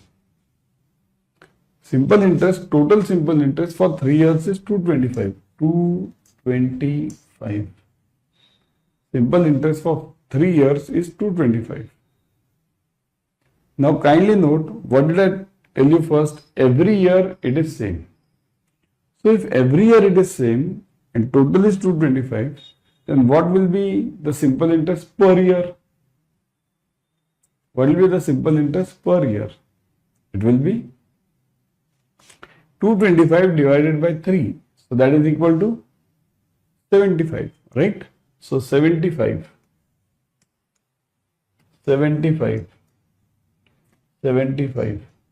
Okay, 3 years 75. So you got it 225 over here. Now compound interest. What is given? Compound interest for the 2 years is 153. So total of this is 153. Okay, this compound interest for 2 years is 153. But what did I say? For first year, simple interest will be equal to compound interest. So simple interest and compound interest are always same for the first year. So this is 75. So this will be 75. What is my total? But 153. If total is 153 and first year is 75, what will be the second year then? 78. So 78. So 78 will write it like this. 75 plus 3. See, what did I say? All the concepts will be tested over here. All of them. These are the basic concepts and we have learned them, by hearted them, but we don't understand them. First one only, many of you got caught over here, this concept, right? Sincerely tell me, how many of you didn't understand, didn't get this earlier? Before myself teaching you, before this numerical. Because you have learned it, that simple interest is same, but we don't apply it. Application is important, isn't it? Similarly the second one, simple interest equals to compound interest. We know this, but did we apply it over here? That is important. Type in the comment section, whatever you want, whatever you feel. You know you have got something new. Have you got something new over here? Type yes in the comment section. Okay. So 75, then 78, 75 plus 3. Now this third part will be checked. Interest on interest. Now what is this 3 rupees? See, 75 was same over here. Next year also I should have got 75 only. But I got 3 rupees extra. Why? Why this 3 rupees extra? This 3 rupees extra because this 75 interest was invested for 1 year. So this 75 invested for 1 year. I got the answer is 3. Interest is 3. So solve this. So 3 equals to PNR upon 100. See, which is the formula you will be using? PNR upon 100. PNR upon 100. Okay. What is P over here? I have invested 75 rupees. Right? I have invested 75 rupees. Okay. So my P will be over here 75 into N is what? 1 year into R is what? R divided by 100. So 3 equals to 75 into 1 into R upon 100. Got it? So now find it R. Find R. Multiply this 100 on the other side. Divide it with 75. So you'll get R. So R equals to, what is this? 300. 300. I'll directly write it. Upon 75. 300 upon 75. Got it? Everyone getting this? Type yes in the comment section if you are getting it. 300 upon 75. So that is equal to what? 4. So R equals to 4%. See, you got one answer. Interest. Interest is 4%. You got this. What about P now? For finding, see, you want two answers. Principal and interest. How to find out P then? For finding out P, what you have to do is use the same formula again. Okay, but this time 3 equals to this interest equals to PNR upon 100. Use the same formula, but this time use interest as 75 rupees. Now you look at it. Suppose if I write it like this over here. 75 equals to 75. What is this 75? This 75 is the interest for the first year. This. How did I get this 75 rupees interest? I invested something for 1 year and then I got 75. Clear? So what is that something? That I don't know. Let's keep it like that only. So P into N for 1 year. 1 into R. R is now, you got it 4%. 4 upon 100. Getting this? P into 1 into 4 upon 100. So solve it now. You have got everything. 75 into 100 divided by 4. So P equals to 7500 divided by 4. Right? 7500 divided by 4. So it is coming out to be, solve it everyone. 18 I think so something. 18 for the 72, right? 30 remaining. 1875, right? So the principal is 1875. This is your principal. Got it everyone? R also you got it 4%. P also you got it 1875. This is how you need to solve it. Kindly note, whenever you are solving these numericals, you need to have your concepts very clear. All the three concepts over here regarding simple interest and compound interest, everyone amongst you knew it. But what was lagging was application. Right? Clear? Chalo, move on. You save 1000 at the end of each year for 10 years and earn 8.5% interest per year. How much will you have at the end of 10 years? See, This is annuity problem. Kindly note, there are two types of problems. One is this earlier one which we saw, invested once and then getting the amount at the end. Annuity means what? Every year I am investing. This you might have had it in your accounts also. So how to solve annuity? For solving the annuity, you have to use different formula. What is the formula? The formula for annuity is how much you will have at the end of the 10 years. End. So end means what? After 10 years, what amount will you have? So look at this problem is like this. I go on investing what rupees 1000 at the end of each year. So 10 years, okay? 1, 2, 3, forget all this. So you can mark this. So every year I am investing, putting 1000 rupees. I am putting this for 10 years. Now what will I get at the end? At the end, what is my amount? That is the question. What is the amount at the end? ROI is given. Rate of interest is 8.5%. Period is also 10 years. So now we will have to use future value formula, not the present value. There are two formulae in annuity. One is future value, second is present value. Annuity is also of two types, ordinary annuity and annuity due. Whenever we invest at the end, it's called as ordinary. Whenever we invest at the beginning, instead of this end of each year, it would have mentioned beginning of each year. Then it would have been annuity due. But here it's mentioned end. So end means which formula will you use? See, the formula to be used is I'll write formula over here and then directly I'll write the answer. We'll solve that. So C equals to, or F equals to, not C, future value you want.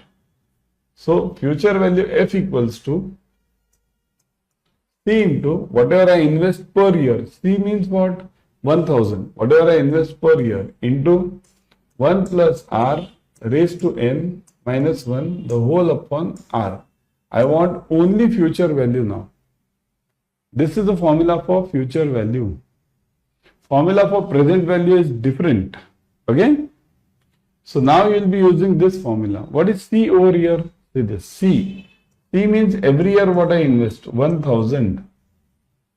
What is N over here? N equals to 10 years. What is R over here? R. R equals to 8.5%. So that is equal to, solve this first, 0.085. This divided by 100. So 0.085.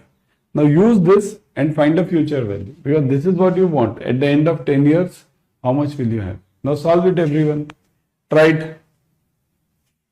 So F equals to C into, what is C? 1000 into 1 plus R. What is R? 1 plus R. What is R? 0.085. So 0.085 raised to n, 10 divided by R, 0.085. Solve this now. Solve this. 1.085 raised to 10. This will become 1.085 raised to 10.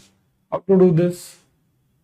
Take it like this. See, I'll put a square over here. So 1.085, then press into, multiply. See this, press into, multiply, then press equal to 10 times. 10 times. Then you will get the right answer. 1.085 into, then equal to, go on pressing it on that black calci or your normal commercial calci. You are not allowed to use scientific calci in your exam. You are not allowed to use scientific calcis in your exam. So you'll have to do the practice on commercial calcis only. Okay? So now let's try this. Everyone try it. Let me also try it over here. Yeah.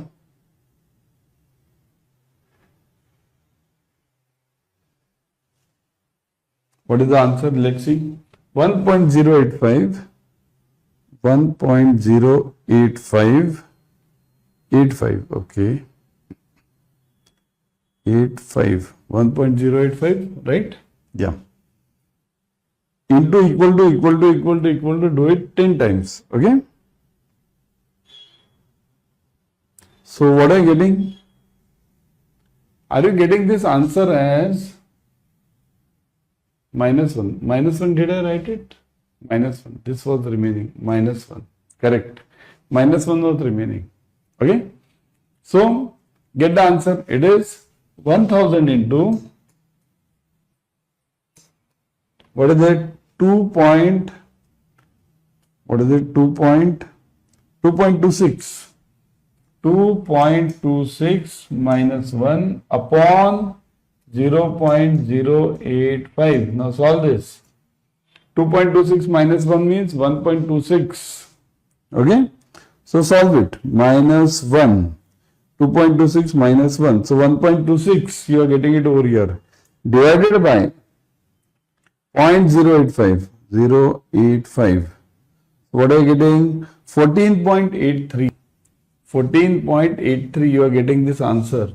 So it is, I'll write it over here, 1000 into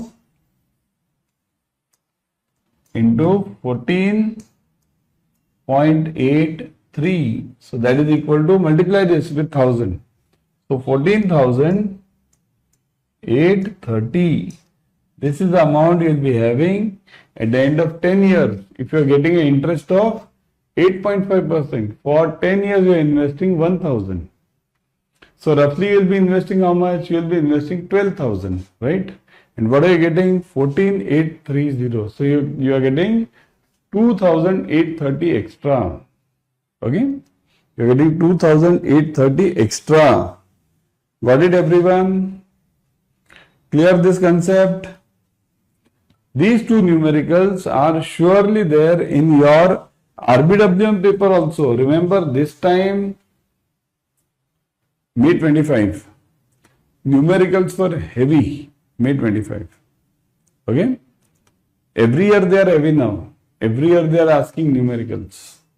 Okay? So don't leave any of the numericals. Okay? Fraud detection is what monitors transaction for many unauthorized activity or access to sensitive data. Which of the following is or are correct techniques used in transaction monitoring? So, for transaction monitoring means what? Whether this is a fake transaction, whether this is a fraud transaction, AML issues, KYC issues, all these are tracked using what? Mining data with artificial intelligence to spot patterns in the transaction data. See, patterns. If I am a small exporter, or why exporter? I am a small businessman, shopkeeper. I am doing a regular shopkeeping business. And then what happens? One day, 10 crore come into my account. How? Shopkeeper, 10 crore. So, tracking the data.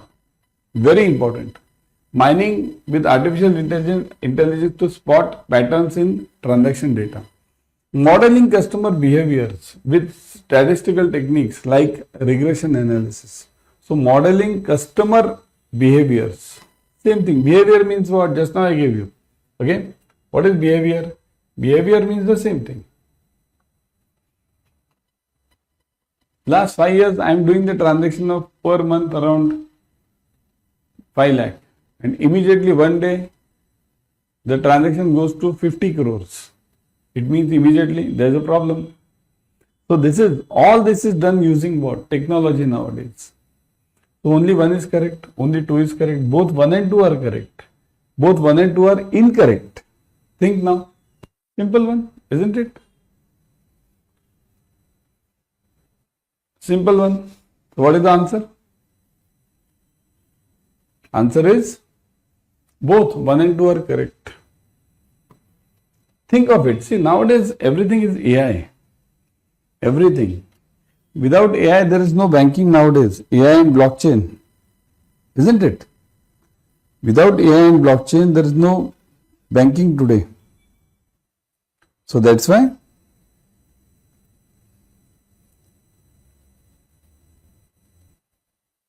Got it? So that's why this system nowadays these systems are very much important. It is less of physical banking today, more of online banking. Frauds also nowadays happen online only. Physical frauds are very less because people know by robbing the cash in the branch, you can rob how much? 1 lakh, 2 lakh, 5 lakh, 10 lakh. If you do an online fraud, it's around, right, crores of rupees. So that's why everyone is focusing on online. Even robbers and the thieves are focusing on online now. Which of the following statements is or are correct regarding artificial intelligence? So which of them are correct? You want the question is correct. Always focus on the question. Do they want correct or incorrect one? Okay. Artificial intelligence or AI refers to software technologies that make robo or computer act or think like a human being. The concept of artificial intelligence and automation are the same. Only one is correct, two is correct, both 1 and 2 are correct, both 1 and 2 are incorrect. Think of it. AI is a software that makes robo or computer think like a human being. Is it so? Yes, that is right. What is AI? You ask just ChatGPT today, any question you ask, it will give you better answers than what you think. Right? This is the magic of AI, artificial intelligence. Almost 99.99% in fact, it thinks like a human being. The concept of AI and automation are same. Now this is a problematic part, right? AI is well beyond automation. Automation means what? Automation. What do you mean by automation? It simply means computerization. When I shifted from ledger banking to computerized banking, that was called as automation. Automation is a 1990s era. Okay? This is AI is totally a next level. So only one is correct. Only one is correct. Okay? Got it? Which of the following is or are correct techniques, tools in transaction monitoring? Oh, I think so we have done this. In which of the following ways artificial intelligence has been introduced in the ATMs? AI in ATMs. Think, to what level have we gone? Machine learning for cyber security, forecasting ATM cash demand, voice recognition of the customer. 2 and 3, 1 and 2, only 3, 1 and 2. Yes? Machine learning for cyber security, forecasting ATM cash demand, voice recognition.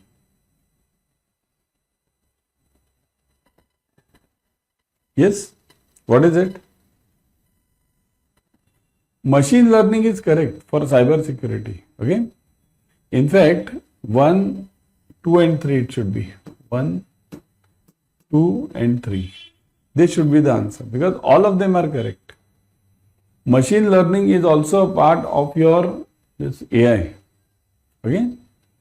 Because AI means what? After all, AI means whatever the machine thinks of about itself or thinks on its own. Forecasting ATM cash demand, that is also introduced. Nowadays you don't have to think. ATM only tells you tomorrow is a Diwali day. You will require more cash. It pops up. To that level it has gone. Voice recognition of the customer. Right? Voice recognition systems are there. Earlier we had what, that card. Then came thumb. Then came that mobile. Right? Mobile means cashless. And now voice recognition. I speak and ATM recognizes me. Of course, it's not brought to that level because there are huge problems in it. I have so many mimicry artists, right? But it is there. Technology is there. Okay, so the answer is 1, 2 and 3.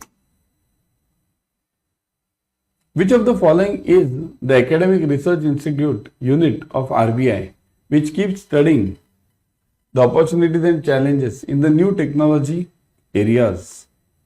Institute of Development and Research in Banking Technology, Banking Innovation Hub, Institute of Banking and Technology, Technology and Innovation Hub. Now this is a tough one, really tough one.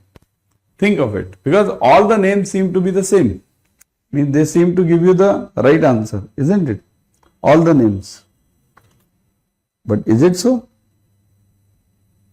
Is it so? Are all the names thinking about the opportunities and challenges in the new tech arena?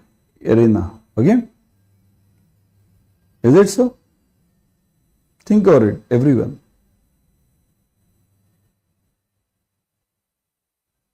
Yes, the answer is. What is the answer? Think. What is the answer? See, various institutes have various roles. Okay? Various institutes have various roles. The role of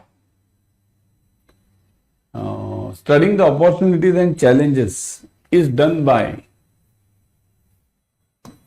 IDRBT, okay, Institute of Development and Research in Banking Technology. This does the role of studying the opportunities in the new tech arena, okay, new technology, whatever is coming. So that is the answer, okay. But what is this Banking Innovation Hub? Can anyone tell me in the comment section, what is Banking Innovation Hub?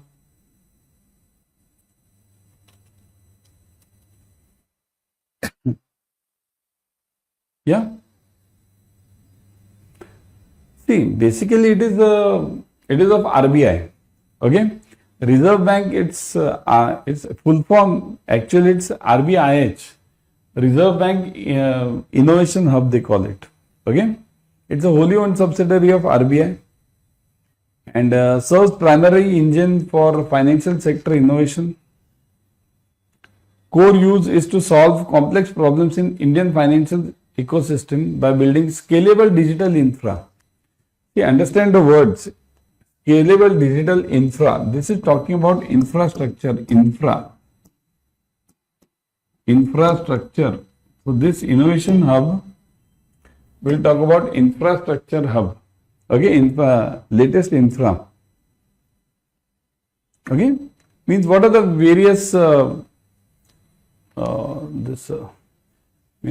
innovations you can call it. There's like we have UPI, Unified Payment Interface. Similarly, you have ULI, Unified Lending Interface, ULI, Unified Lending Interface. That is also there. So Unified Lending Interface is there. So that is also brought in. So that is one about this Banking Innovation Hub. Remaining two are also there. But yeah, mainly the questions in exam are on these two only. Okay? Next one. Read this.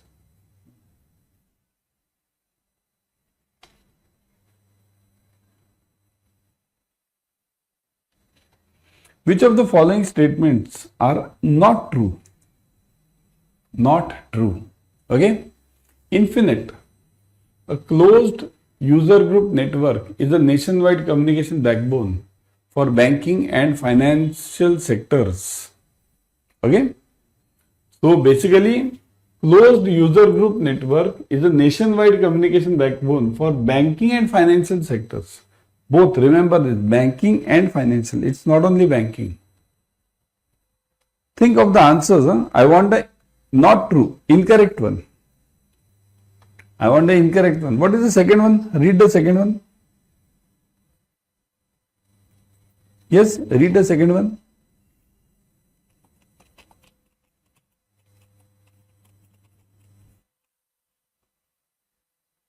Various interbank and intrabank applications ranging from structured financial messaging system, SFMS, electronic fund transfer, EFT, electronic clearing services, electronic debit, use infinite. So this infinite is used by all of them. Is it true? You want not true. Fund transfer under NEFT and RTGS is not done through Infinite. Not done. All of the above are true. What do you think? Firstly, what is the full form of Infinite? Anyone knows?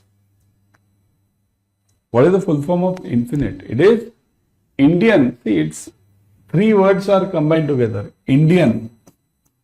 I-N-D-I-A-N. Indian. See, these two. Financial.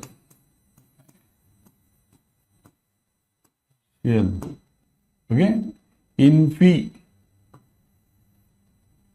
Okay. And network. I'll write network over here. Network.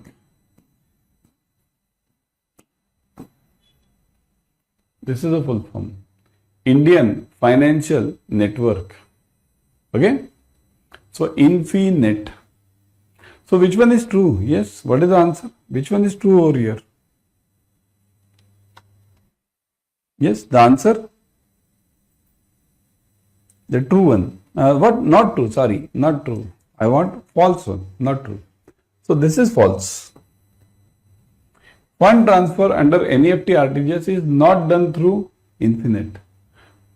See, in above sentence B, what are you saying? SFMS uses Infinite. So that is true. NEFT and RTGS are done through SFMS only. NEFT and RTGS are done through SFMS only, Structured Financial Messaging, this system. What is SFMS? It's a, whatever you do, see, whenever you do NEFT, again, what do? You sit on that computer, take that form of that customer, whoever has given you this, and type it, put it in the system, right? Then the system generates a SFMS message. This message goes to your HO. From HO, it goes to the clearing office, means RBSL. From there, it transfers the funds, debits your account and credits that other account. So, structured financial messaging, it is same as that of the SWIFT. SWIFT system is there worldwide. This is used for, SWIFT is used for your, dollar transfers, okay, throughout the world. Same, the answer to that SWIFT is SFMS. We do all NEFT RTGS using that, okay. So, this is not true. NEFT and RTGS are done using Infinite. Infinite is a closed group network for nationwide communication for banks and financial institutions. Both, even private financial institutions use this. Like Manappuram Finance, Sriram Finance, they also, NBFCs also use it. So, next, which of the following statements are true? SFMS, Structured Financial Messaging System, is a secure messaging standard developed to serve as a platform for intra-bank and interbank applications. So, it is used for intra-bank and interbank, means within the financial terms, okay, in financial institutions, bank to bank. Second one, Structured Financial Messaging System is a secure messaging standard developed to serve a platform for customer and interbank applications. So, does SFMS reach to the customer and the bank, or is it bank to bank? Think of it. Is the SFMS related to bank, or is it related to customer and bank? Yes. Is it related to customer and bank, or is it related bank to bank?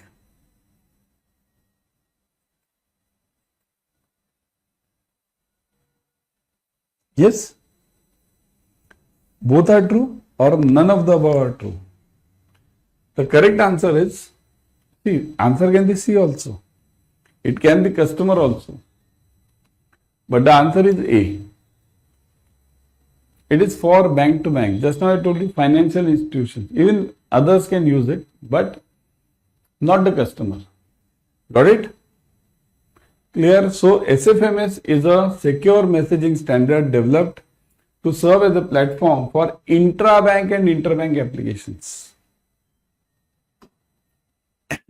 Which of the following is true about National Financial Switch, NFS? So which of the following is true about NFS? Read this properly. Very important, NFS. You are using it on a daily basis, but you don't know. Bankers don't know they are using NFS. So what is the option? NFS is the ATM network, right? NFS is an ATM network. Second one, each member joining NFS's network would have to pay one-time fee, subscription fee of 3 lakh plus applicable taxes. So, anyone who is joining NFS has to pay a fee of 3 lakh. Is it true? Think. Next. In the NFS sponsorship model, now there is a sponsorship model, means one bank will sponsor other bank. The sponsor bank will have to pay a one-time fee of 6 lakh plus applicable taxes. So this other banks are paying 3 lakh, normal banks. Suppose if I want, I'll pay 3 lakh, okay, for my ATMs.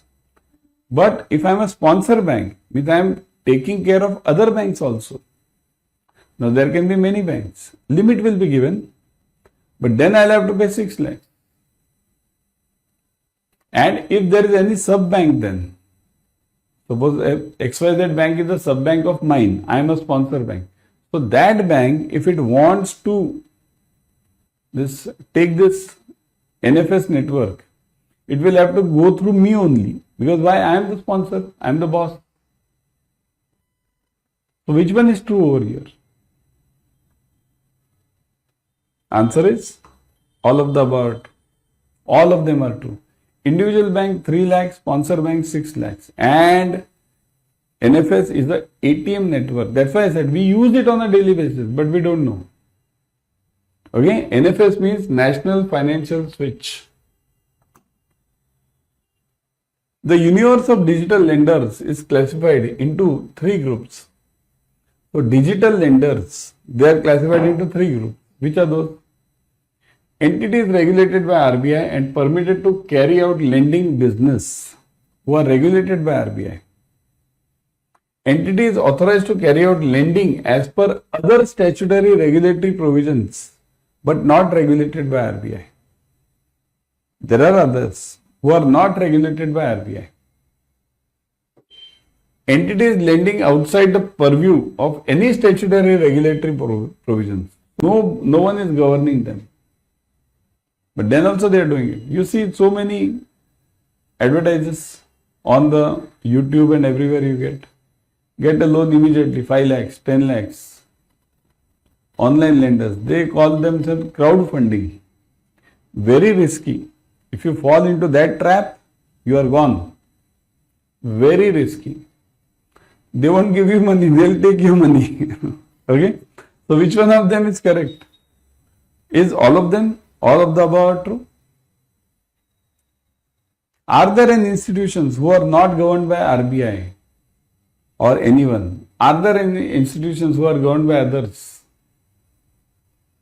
The answer is yes. All of the above are true.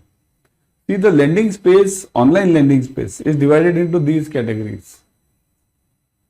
Governed by RBI, supervised by RBI, supervised by someone else, but someone is there. Someone else. Third is not supervised by anyone. Free flow. Very risky, guys. Okay? Got it? Who among the following coined the term artificial intelligence? Who among the following coined the term artificial intelligence? Means who gave this name artificial intelligence? John McCarthy, Alan Turing, Alan Noble, and Herbert Salmon. Now many of you will say, sir, why these names and everything? Is this asked in exam? Wow, history, is it asked? This name, that name? It is asked. This question I have seen almost 2 to 3 times since May 23. 2 to 3 times. Same question. So you shouldn't assume that years will not be asked, names will not be asked. Don't assume this. Anything can be asked. And that's why follow the series. Okay? Follow the complete series. Follow the paid classes also. Isn't it? So what is the answer? Think of it, yeah? Think of it. How many of you can answer this? Think of it, everyone. Think.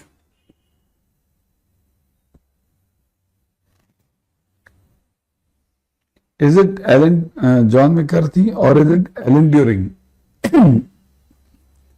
John McCarthy or Alan Turing or Alan Novel? These names we don't even know, isn't it? We don't even know these names, many of us, right? Has anyone heard of this name, John McCarthy? Or have you heard of this name, Alan Turing? Anyone? We generally hear 2-3 names only. Bill Gates and what? Some Apple founder, right? Then 3-4 names we know, that's it. These all are, if you go for the history, you know Edison, right? Many of us, Edison, Newton, right? Anyone know John McCarthy or Alan Turing? So what is the answer? Who among the following term coined this term? It is John McCarthy. John McCarthy gave this term. Okay? Which of the following introduced the first universal credit card, a portable payment solution that could be used at numerous member establishments? So, who introduced the credit card basically? Who introduced? Now, various names. See, was it Barclays? Was it Diners Club? Was it Synchrony Financial? Was it American Express? What do you think? Or was it Visa? Okay, I'll give you 2-3 more names. Chalo, let's see. E. I'll give you E also. E. Visa. I'll give you F. MasterCard. So who introduced this? MasterCard. Yeah? Who introduced this credit card system? Think of it. I'll give you 6 options. Chalo. Okay? Think of it. Who introduced this credit card? Was it Barclays? Was it Diners? Was it Synchrony? Was it Amex? Amex is called as American Express Bank. That's called as Amex. It's one of the big banks, you can call it. Okay? Visa, Master. Many of you I am seeing you are typing the answer as Visa or Master because we know Visa, Master names, right? Many of us are typing this name. Visa, Master, right? We don't know these names. Barclays, Diners, Synchrony, Amex. Amex also we don't know that much. Amex is only one branch in, 1 or 2 branches. One in Delhi, one in Bangalore, I think so. Or only one branch is there of Amex in our country. So, that also trade finance, not related to retail. Visa, Master we know. So, many of you, I am saying Visa, Master. The correct answer is totally different. We don't even know this name now. Diners Club. The credit card was introduced by Diners Club. We don't even know because that name is gone now, isn't it? Next. Which among the following company introduced an initiative in which the people could use their phones directly for the purchases? So who introduced? People could use their phone for their purchases. Was it done by Google, by Amazon, by Paytm or by Apple? Think now, think. Who introduced this? Means directly phone. Nowadays what we use, Phone Pay. The thing which we use Phone Pay over here is what? That only. Phone Pay came because of what? Phone Pay is this, UPI, IMPS, what is all this? This is the part of the same question. Introduce the initiative in which people could use their phones directly for their purchases. So, they introduced the wallet system, wallet. They introduced the wallet system, wallet, okay. This wallet system nowadays we have common, right? You all have, you know the wallet system. In the mobiles we have wallets, right? Nowadays this wallet is also gone. Not that much working, because nowadays what has happened, this UPI is directly linked to the account, isn't it? Earlier what used to happen, this UPI was linked with wallet, and then wallet was linked with account. Now what has happened, directly it has shifted from year to year. So this middle person is gone. So who introduced this? Was it introduced by Google, Amazon, Paytm, Apple? See, two names are prominent. Amazon is not in the phone business, so it won't be there. Paytm came later, just now Paytm has come. So that is also gone. Either Google or Apple, right? Two only contenders. So who did it? It was Google. Google did it, okay? Google introduced the wallet system at that time. It was in 2011. Yeah. 2000 is the year given? It was in 2011. Okay, Google introduced the wallet system. Afterwards, all these things came. Now UPI has come. We also very fast we went in, right? Google in our country, Google Pay is also there. But better than that, we have Phone Pay now. Okay. So that is also there, right? Among the given, which of the following is or are the benefits of mobile banking? Benefits, which are the benefits? Now this is quite easy. Facility for using banking facility from anywhere. Easy operations, instructions carried out by self. Option to pay utility bills. All of the above. So what are the main features or advantages of mobile banking now? Banking facility anywhere, is it so? Banking facility anywhere, right? Then easy operations. How is mobile banking? Mobile banking is easier one, right? Nowadays we have app banking. See, app banking is what? App banking is a part of mobile banking only, isn't it? App banking is a part of mobile banking only because it's on the mobile. So nowadays what can you do? Only these three features. See, this is all of the above. The option to pay the utility bill, everything you can do, all these things. But there are other features which are introduced nowadays. Not only this banking facility, then easy operations, utility bills. You can apply for loans. Apply for loans, right? Apply loans. Then credit cards. Apply for credit cards. You can apply over here. You can do your investments. Investments can be done. Because now, see, this was all at the introduction phase. This mobile banking feature which was there, it was in the introduction phase. Means 2004-05 we had mobile banking started. Means, 2001 it was already started, but 2003 and 4 it came heavily. But that was not this app system. Now the app system has come later, after 2008 almost, 8-9. The app system has come. Now the app system has allowed almost every feature. Whatever you want to do in banking, you can do it on the mobile now. Right? What all can you do more? What all can you do more? Bill payments, apply for loans, apply for credit cards, investments you can do. You can, there's easy operations, all these, see, statement, card statement, you can get it, right?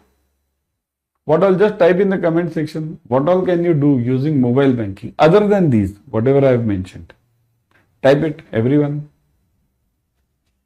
Next. The natural language technology can process queries to answer questions, find information, connect users with various banking services, eliminating language barriers. This reduces human error, systemizing the efficiency. Firstly, understand this. we are talking of a technology, right, which can process queries to answer questions like the human being, okay, like the same as human being. Find the information, connect the users, eliminating language barriers. This reduces human error, okay. Which of the following AI-enabled technology is mentioned over here? Blockchain hastening, smart wallets, voice-assisted banking, and underwriting. So what are we talking of over here? See, many of you are typing in the comment section. See, what are you saying over here? You are seeing a chatbot over here.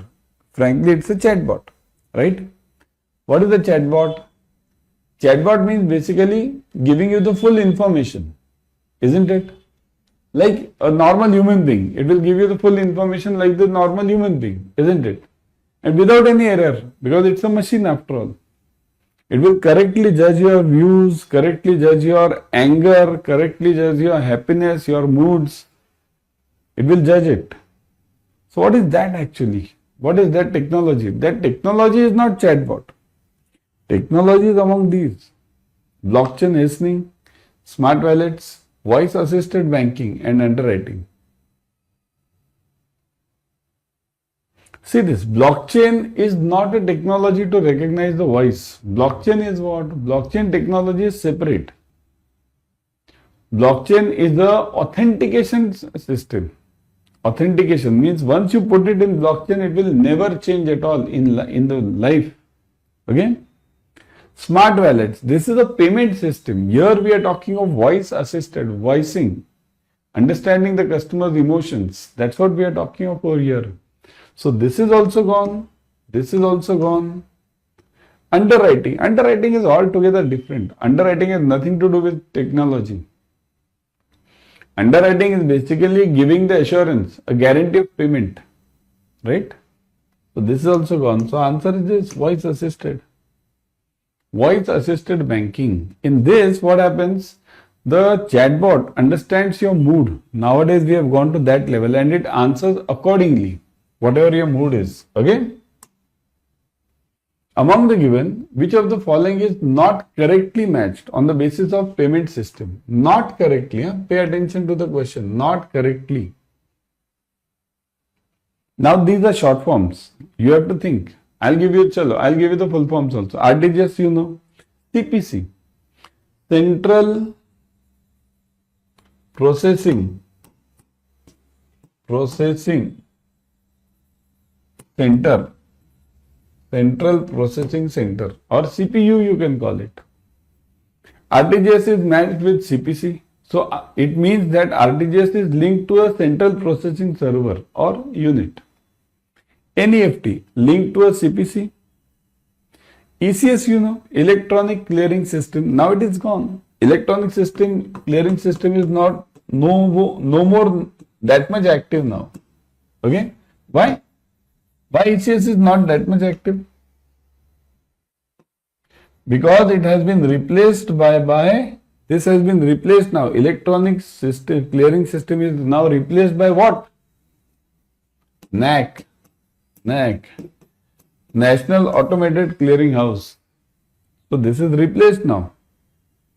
So ECS is linked to DPS. What is DPS? DPS. Okay? DPS means diversified. Okay? DPS is diversified. Means local level. Diversified. Okay? Processing system. Okay? Processing. You can name it in various names. System. Okay? You can name it in various names. You can call it diversified, you can call it delegated, anything. But logic is what? DPS means it is distributed. See, there is one more word, distributed. This is also right. Distributed, delegated, okay, distributed. So, ECS is linked to distributed network, means it is not linked to a central server. And NECS, National Electronic Clearing System, it is linked to CPC. So, which one is not correctly matched? So you have to give me the answer for this. Which one is not correctly matched? Yes, think. It is. Firstly, what is distributed network? Distributed means what? There is no central server. Everyone is doing it on their own regional basis or local basis. Like we had, I'll give you one simple example, Miker clearing. Those who are there in the Miker clearing earlier, before this CTS, centralized truncation, there was a clearing called as Miker clearing. Miker clearing was distributed because it was done at the clearing house, local. So is ECS distributed? No, ECS is always linked to a central server, right? Otherwise, how can you perform ECS? So this is not correctly matched. Remaining all are correctly matched. For doing NEFT, you have to have a central server. RTGS same. NECS electronic, national electronic clearing system. So again CPC should be there, isn't it? Consider the following statements regarding the blockchain technology in banking and choose the incorrect one. See this, incorrect. Pay attention, always pay attention to the question. Do they want correct or incorrect? In exam, just by paying attention to this part, incorrect or correct, true or false, you will save around 5 to 6 marks in exam. So, blockchain is centralized and digital ledger. Blockchain is digital information stored in public databases. You want the incorrect one, huh? Blockchain is used to store encrypted data. Blockchain technology visions to solve multiple issues related to digital transactions such as data security, fraud prevention, etc. So which one is incorrectly matched? Think. Which one is incorrectly matched? Yeah. Is it centralized and digital ledger? What is blockchain basically? Blockchain is basically, let me show you. See, blockchain works on a 4 alphabet system. Mind it, remember it by heart throughout your life. It works on a 4 alphabet system. BBAA, B, B, A and A. Okay, BBAA system. Okay, first one is block. B is block. It works, means any transaction which comes, any transaction, anything which happens, it first blocks that transaction. Stop. Okay, first it will stop, block. Afterwards, what will it do? It will broadcast it to the chain members. See, there is a chain, there is a member of chains, like this it is. This is the chain, block and chain. So these are the blocks, various blocks. So it will broadcast it to various members over here. This is party A, party B, party C, party D, various stakeholders we call it. So it will broadcast it to all the stakeholders and inform them, see, this transaction has happened. Are you agreeing to this? So this will broadcast. Broadcast, right? It will broadcast. Then next, what will it do? Now, once it is broadcasted to all the members, what will happen? All the members will authenticate it. Yes, we agree to this. Means all of them will agree. Either they will agree or someone will not agree. If someone doesn't agree, then the transaction doesn't go forward. It will stop there only and return back. But if they agree, then that is called as authenticate. All of them have authenticated. Authenticate. Okay? So they have authenticated it. And last stage is adding. Add. They will add it now. Add to the blockchain. So once it is added, now it is time stamped. This is called as time stamping. Once it is time stamped, then nothing can happen in this. Over. You can't change it at all in your entire life. Okay? So that's why blockchain is one of the best technologies. But what is the answer over here then? I gave you the blockchain, but the answer is this B. Blockchain is the digital information stored on a public databases. You can't keep it on public database. If you keep it on public database, what's the use of this blockchain, authenticate everything? Hacking will happen immediately, isn't it? Got it? Which of the following is which of the following bank is currently using an AI-based solution developed by Chapdex, the winning team from the hackathon organized by them, that captures the facial expressions of the customers and helps them in understanding the behavior of its customers? My God, see this. Chapdesk, some company, this company has developed major technologies, and which bank is using it? HDFC Bank, ICICI, SBI, Axis.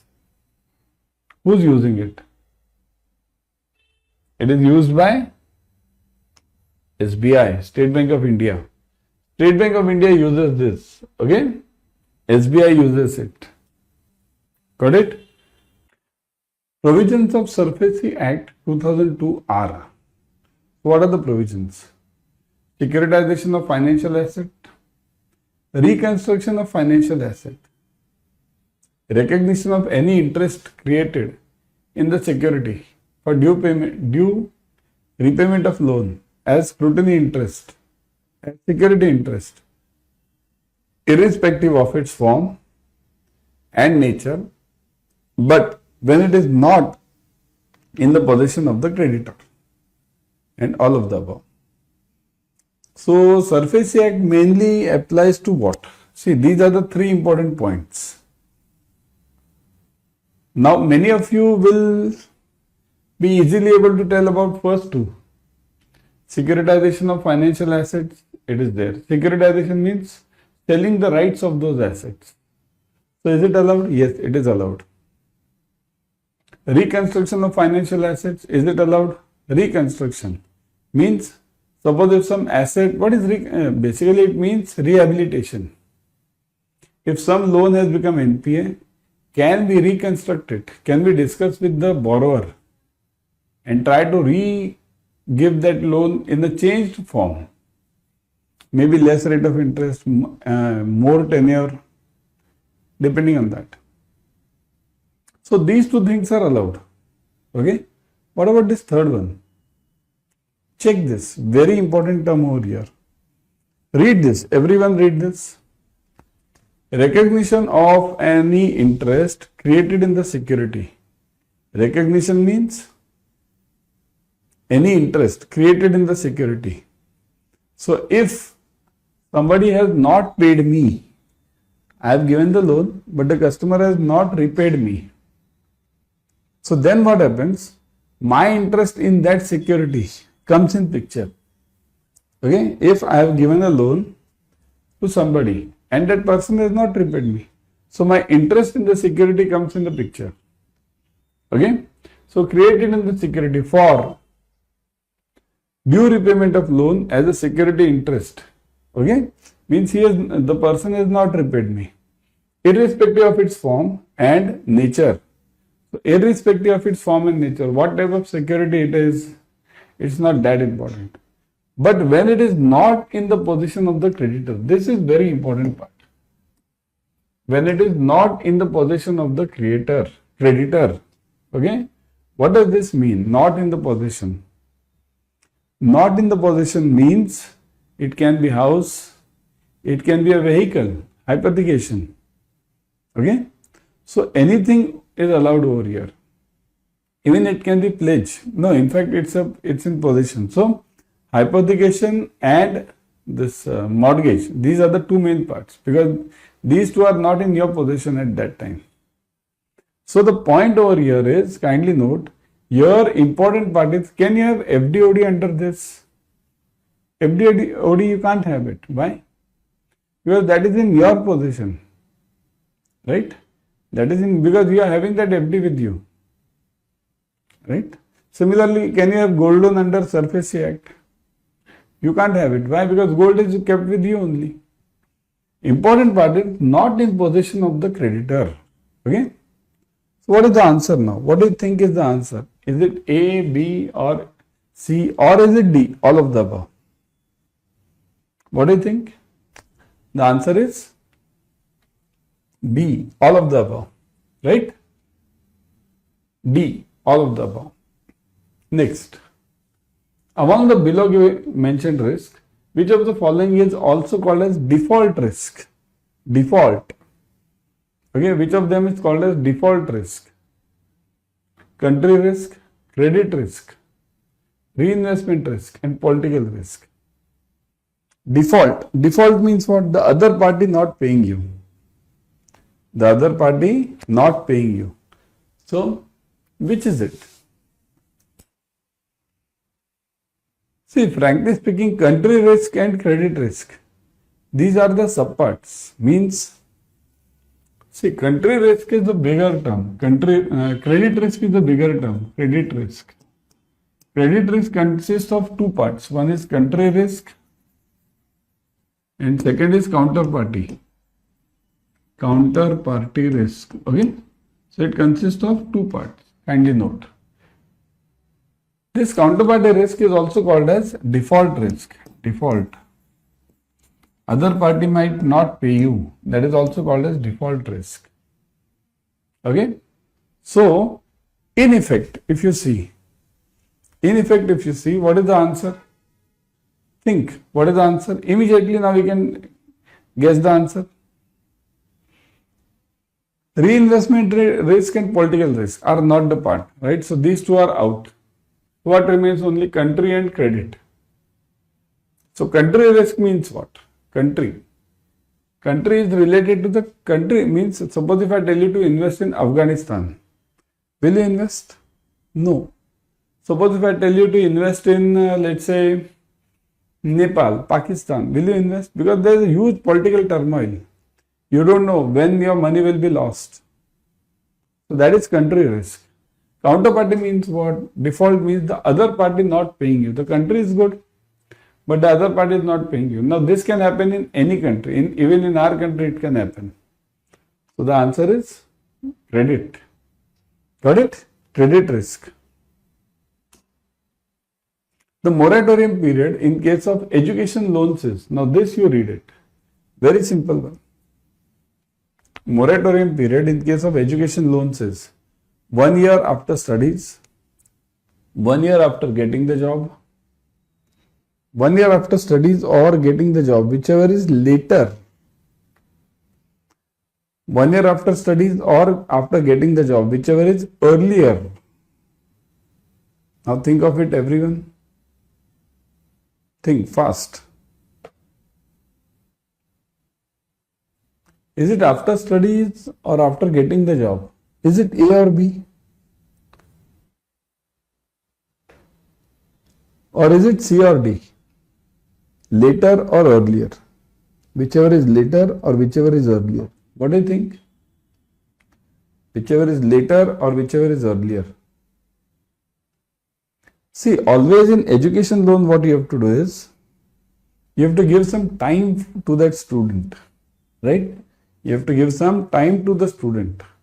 For after completing the education, you have to give the time of almost 1 year, okay, after studies, or if he gets the job immediately, then this 1 year is not valid. So the answer is this.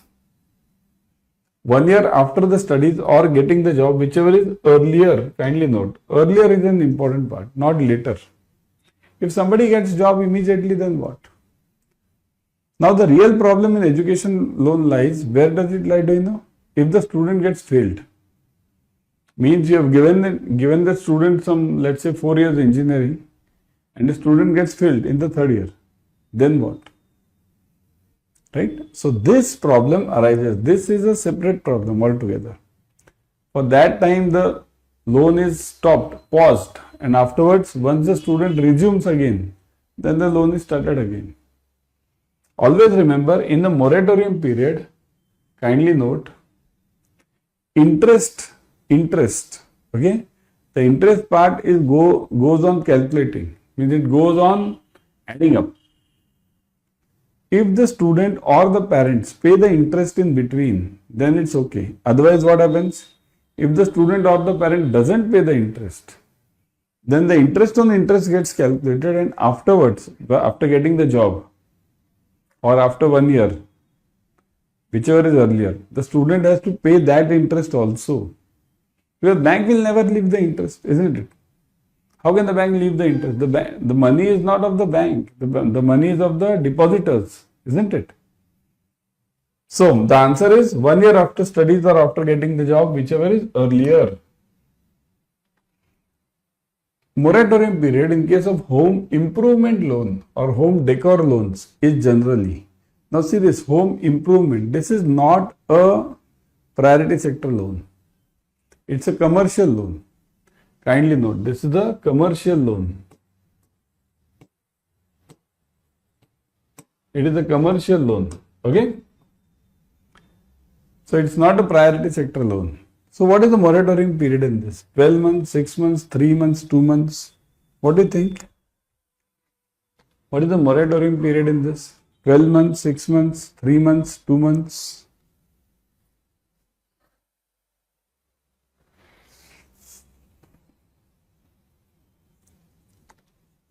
Yes? What is it?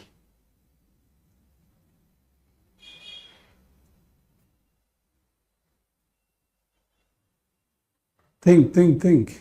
Commercial loan it is. Commercial loan. Think of it. What is the moratorium period in this? The moratorium period in case of these commercial loans is generally 3 months. Okay, 3 months. It is generally 3 months. Kindly note. Okay. The formula for calculating EMI is, now this is very important. This is the base of any of your calculations. You have to think now.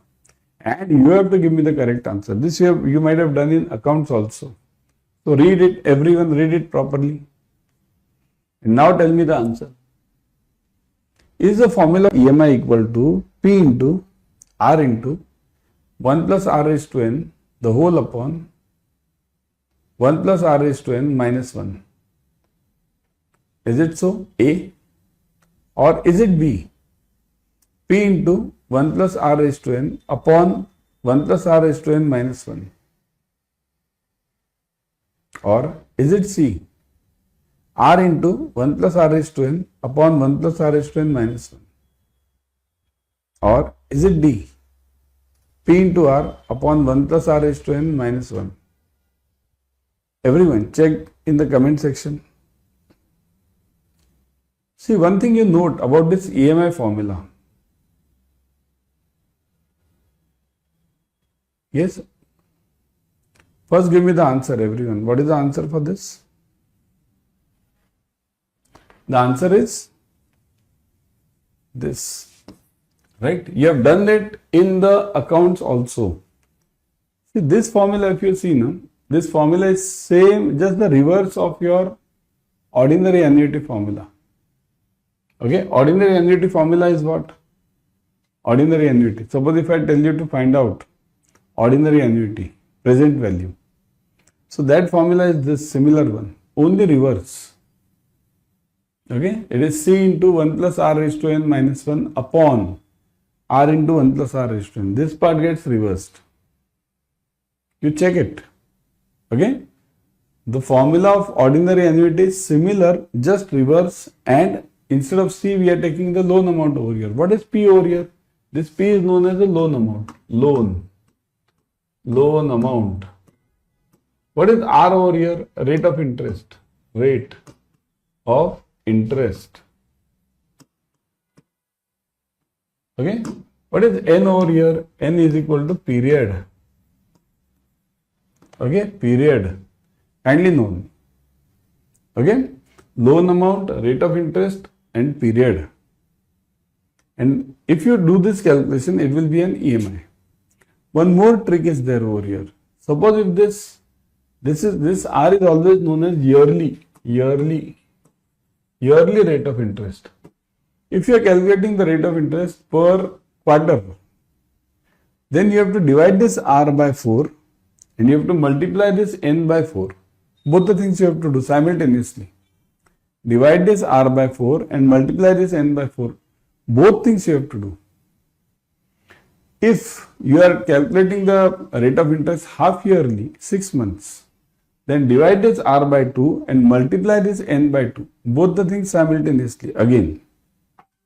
Okay, don't miss this. Got it? Clear everyone? So this is the formula for calculation of EMI. It is definitely asked. You will be asked numericals on this. And the trick which I told you, R divided by 4, N multiplied by 4, R divided by 2, N multiplied by 2. Don't miss this at all. Never ever miss this at all. Got it? Clear? Move on.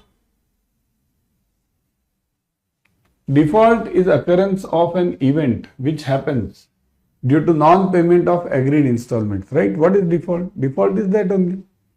Occurrence of an event for non-payment of the agreed installments, isn't it? For a sustainable good relationship, there are some fundamental requirements. So suppose if there is a good relationship to be maintained between the bank and the borrower, so what are the fundamental requirements? Credit is used for intended purpose. Credit is used for intended purpose. Second, payment of interest and installment principal are as per the agreed terms. The borrower gives all such information about security, hypothecation and conduct of the business from time to time as per requirement. Neither bank nor the borrower takes steps which will jeopardize the relationship. And let's call this ABCD, okay? And let me call this E. E is all of the above. All of the above. So now what is the answer? I'll mark one more, E over here. So now think, what should be the answer? Either it is E or it is in between this ABCD. Mark this as ABCD, okay?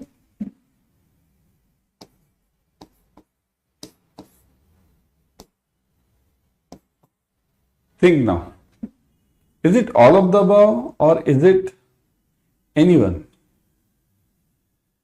Everyone, think of it fast. It is all of the above. Got it? It is all of the above. See this. Kindly note. If there has to be a cordial relationship between the borrower and the bank, then these four elements should be definitely there. Even the bank can't do anything reverse, okay? Even if the bank does something reverse or negative, then also the relationship gets spoiled, right? There are two expected outcomes to rise in interest rates. So what are the expected outcomes? Means say this. Suppose if the interest rate rises of any loan, what all can happen? Think, what all can happen? Number one, A, to pay higher EMI so that the repayment period is kept at the same level. So what will I do? I'll increase the EMI. EMI goes up and period same. Period same. Okay, number one. Or second option is to reduce the EMI. See, EMI will be increased because the interest rate has increased.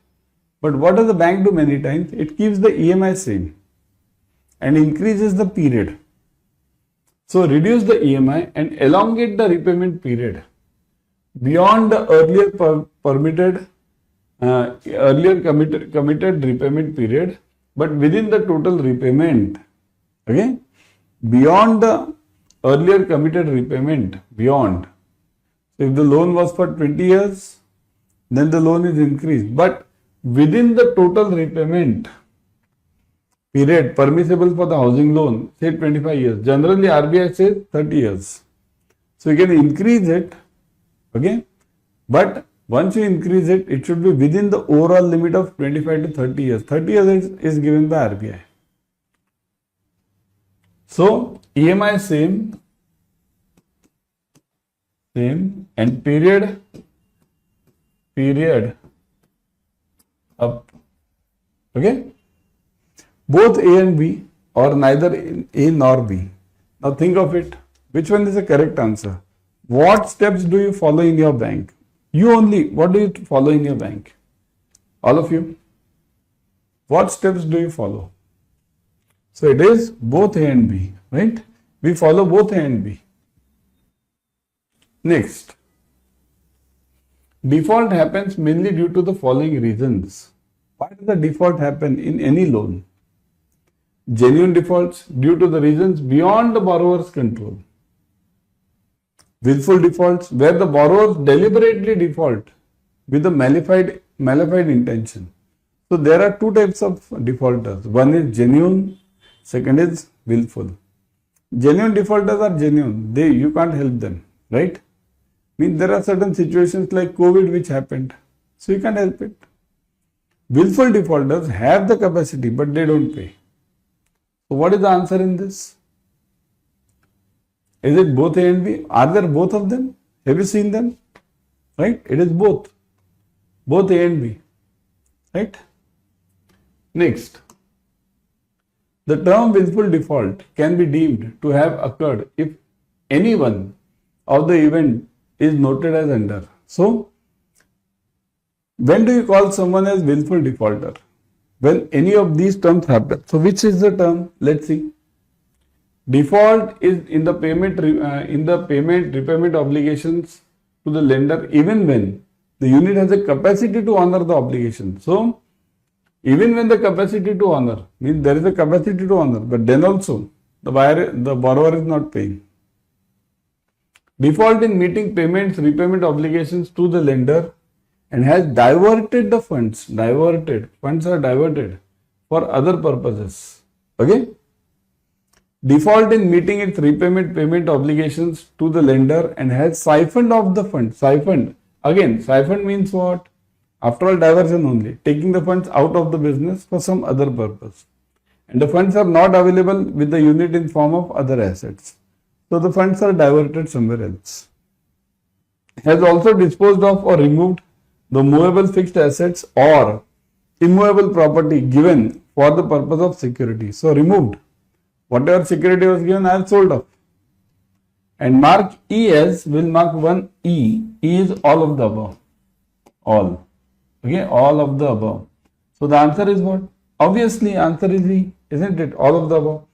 All these elements or all these properties are of the willful defaulter, isn't it? So willful defaulter means this. Okay? Got it, everyone? MIS consists of three words. What are the three words? Management, information system, market invoice system, money information system, none of the above. Simple one. Topic itself, name is MIS, right? So the answer will be also simple one. Yeah. So what will be the answer? Right? Management information system. Simple one. Let's start with let's move on with simple ones first. Okay. So next. This is a tougher one. Write the correct sequence. Data, process, information, decision and action. Think, everyone think. Second one, data, process, information, action and then decision. Then data, information, process, decision and then action. And all are wrong. So what is the correct option in this? Everyone check it and answer. First is data. See, always remember, whenever you start anything, it's any MIS, any survey, anything, first is always raw data. Raw data. Okay. So data will always be first. Then afterwards, what do we do? See, what is the aim in MIS or anything? Our aim is simply, we have to convert the data into information. Info. This is our aim. Convert the data into information. That is your aim. That's what we do everywhere. Data means raw data. Like let's say I get 50 forms which are filled up by the customers. if I put them in Excel and then mark separate columns, age, then gender, then salary, all these, so then it becomes information. Simply the forms are of no use to me unless I put it in some system, right? So data, then I process that data. So process, then information. See, all are common in this, A and B. Obviously you might, by now you might have guessed, answer is A or B. So information, once I process the data, it becomes information. Now comes the real problem, decision, action, or action, decision. Now you think, all of you, think of it. What do you think? Decision, action, or action, decision? Do I take decision first and then do the action, or do I take action first and then do the decision? Think of it, everyone. Correct? Answer is simple.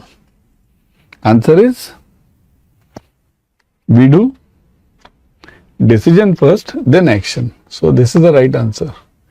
Decision first, then action. Okay, because obviously after taking the action, if I take the decision, then why did I take the action? Okay. Next one. Which of the following is true about systems in MIS? Systems. Which of the following is true about the systems? What do you mean by systems? Let's see. System is a group of elements or components joined together to fulfill the certain functions. Okay. It is made up of subsystems. The systems are neither natural nor man-made. Only A and B. Think of it, everyone. Is it C also? See, you have to think now. Is C also the answer? Or think of it. Is it only A and B? Can C also be the answer? Firstly, what is system? See, it's a group of elements or components joined together. See, joined together. What do you mean by this? What is a company? Let's say a company. We have various departments, right? In your branch only, we have various departments: cash, clearing, fund transfer, account opening. So these are all systems which are joined together. Components are joined together and then it forms a system. So the answer over here is correct. A1 is correct. A is correct. What about B? It is made of subsystems. Obviously, cash will have a subsystem. Cash debit separate, cash credit separate. Subsystems. Right? So it is made up of subsystems. Obviously. So answer A and B are correct. What about C? Neither natural nor man-made. Not possible. Any system is either naturally made or human being, made by the human being, isn't it? So the answer becomes A and B. Okay? Next. Management information system is a set of combined procedures. Okay, now think of it. MIS is a set of combined procedures that gathers and produces reliable, relevant, and properly organized data that supports the decision making of an organization. It is a group of processes through which data can be obtained, sorted, and displayed in a useful way for decision making process, and all of the above. So management information system is a set of combined procedures. Think of it, combined. Combined means what? They are clubbed together. They are brought together. Right? What does it do? That gathers and produces reliable, relevant, and properly organized data. Is it so? Reliable. What do you mean by this word reliable? Reliable means the person who is taking that data or the consumer of that data must feel it correct, isn't it? If I give you some false data, what's the use? Right? Relevant. Relevant means what is presently relevant. Suppose if, let's say I start talking about the banking, which was in 1980s. Debit, credit, no computers. Will all of you listen to me? Not at all, isn't it? So the point is relevant. What is contemporary today? Simultaneous things going on right now. And properly organized. Organized. See, important part is organized. Suppose if I don't organize the data, okay, I give you something else, haphazard. For example, in your cash procedures or in your bank procedure, account opening, organized data means what? Organized means the Aadhaar card of that customer plus KYC, other KYC documents plus the form. This is all called as organized.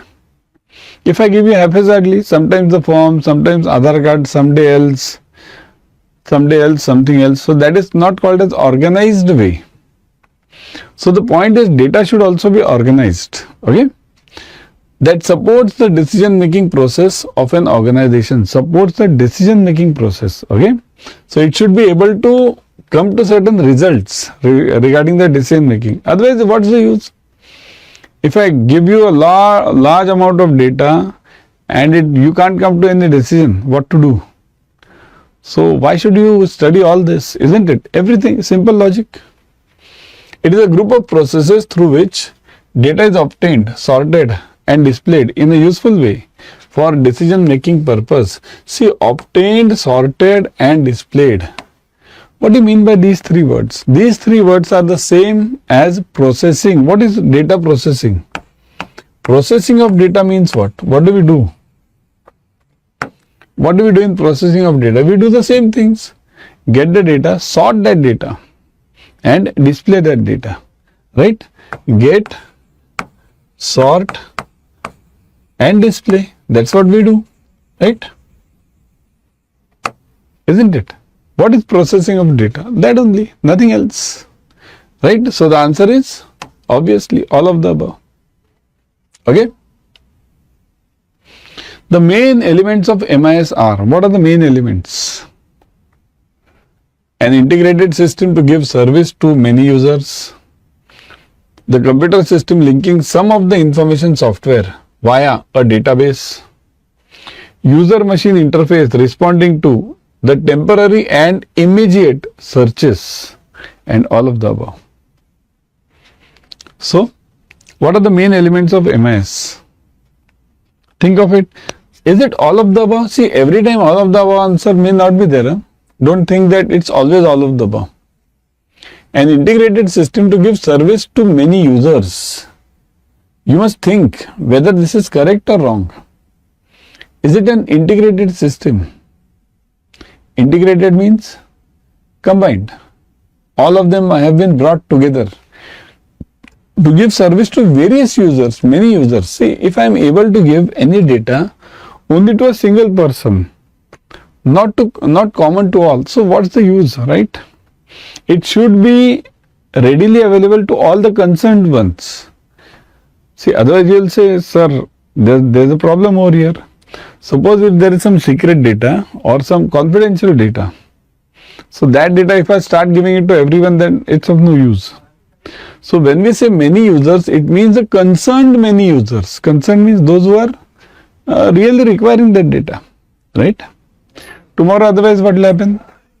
Tomorrow what will happen? That if I give the data to anyone, okay, if I give the secret data of our defense to anyone, then is it of any use, right? The computer system linking some of the information software via database, okay, information system via database. Now, if I am having all this data kept in my PC, okay, or kept on my server, and it is not available to someone else, the one who is requiring it. So, there is a linking system required. That's what is called as MIS, right? If there is no linking, I am only holding the data with myself, then it's of no use, right? That's not an MIS, that's a personal data. User machine interface responding to the temporary and immediate searches. Now this is very important and this is where the crux lies. Your MIS should be able to give you the answer immediately. Suppose if I put some SIF ID of any customer, or if I put the account number of any person, I must get a quick data. What that person is, what is that level of that customer, what is the MAB maintained, right? I must get the immediate data. If I don't get this data, how will I be able to speak to the customer? If I want to pitch some product to that customer, new product, will I be able to pitch if I don't know the background of that customer? And if my system is taking huge time, then will I be able to serve that? Not at all, right? So user machine interface responding to the temporary and immediate. This is very important word, immediate. Immediate is an important word in banking nowadays. Everything, because now we are in the internet age. You can't tell the customer tomorrow. Tomorrow means that customer will never come back. There's another one who's waiting in the line to serve that customer, right? Quick and immediate. Got it? Which are the two main roles played by MIS in decision making by the managers? So two main roles. Okay? Two main roles. What are those? Think two we wanted. Check this. It helps the managers to take decisions based on the information being prepared. When the decision making and decisions are fixed only the input data change, it acts as a suitable repeat to support different types of managerial decisions. Only A, not B. Both A and B. Think of it. A is very easy, isn't it? It helps the managers to take decisions based on the information being prepared. So this is very easy. A is very easy to understand. A manager is having some information, some data information, and based on that the manager will take the decision. So A is easy. What about B? B is a bit difficult task. What is difficult in this? When decisions making and decisions are fixed, only the input data change and only the input data change. It acts as a suitable repeat to support different types of managerial decisions. What do you mean by this? A very important term over here. The important term over here is, suppose, see, what is the MIS? What's the use of MIS? If I have to do every time the same work, suppose one customer comes, I have to get some data of his and do some searching, 1, 2, 3 steps. Again, second customer comes, do the again 1, 2, 3 steps. So it consumes a time. 4, 5, 6, 7, 100 customer. Every time if I have to do it, 3, 4 steps every time, then it's of no use, right? I can't spend for every customer the same time. While preparing it in the initial stages, I must spend a lot of time. But when there's an output time, in the output time, it should be very quick. So the point is, it acts as a suitable repeat. It's like solving the question, right? Equation x plus y equals to 5. So if I'll just go on changing the value of x and y, the total should be 5. So values are changing, but the formula gets repeated. Same thing over here. So both A and B is the answer, not only A, not B, because this has confused many of the students. So it is both A and B. Got it, everyone? Before deciding on which MIS strategy to use, it is vital to ensure that. So when I decide which strategy should I use as a bank, as a MD, as a CEO, or as an IT professional, which MIS should I use? Now, what do you mean by which MIS strategy? It means that what should I follow? There are various strategies to MIS. You will study them in detail when we study in the paid classes. Detailed subject. Various strategies are there. So what? It is vital to ensure that the choice made is fully compatible with your current systems. MIS strategy or tool used to be in line with the decisions that are to be made. Only A as tools depend on strategy and not decision. Now this is very typical. Only A. See, answer is saying only A. As tools depend on strategy and not on decisions. The choice is made fully compatible with your current systems. Okay, with your current systems. So firstly, A is correct. Why? Because whatever is your current system, if you want to change the new MIS, change it to the new MIS, new system. So in that case, you will have definitely to see to it that the new system matches the data. It can migrate the data from the earlier system to the new system without hampering the customer service. if the service gets hampered, then the old system and new system, they will not match with each other, right? So that's why A is correct. What about B? Am I strategy or tool used to be in line with the decisions that are to be made? So am I strategy or tool used to be in line with the means whatever is MI strategy or tool is to be used, it should be in line, means whatever is my decisions that are to be made, means what all level of decisions will come, what all levels of decision would come, my strategy should cater to that level of decisions to be taken. You'll say means what? Confusing. Okay, I'll explain you. Suppose if there is a MD of a bank. Now, if I start giving that MD daily all the cash reports, daily ledgers of that cash, right? Day book we call it. So daily day book if I give to that MD, all the branches. This is today's day book. This is today's day book. Bank B, branch C, branch D, branch E. That MD will go, means MD will say, what do I do with these day books? MD doesn't have to take the decisions of the daily cash transactions, right? Whatever is an exception, any problem has arose in any branch, only that will be forwarded to the MD, isn't it? Some serious problem. Only then that will be forwarded. So your system should be capable of handling which level of decisions are taken at what level, by which person. Okay, so what does that mean? That means actually DSS, decision support system. So your MI strategy or tool used to be in line with the decisions that are to be taken. So that is also true. Both A and B, isn't it? In this case, it's both A and B. Clear? Which of the following is true about MIS? Think which of them is true about MIS?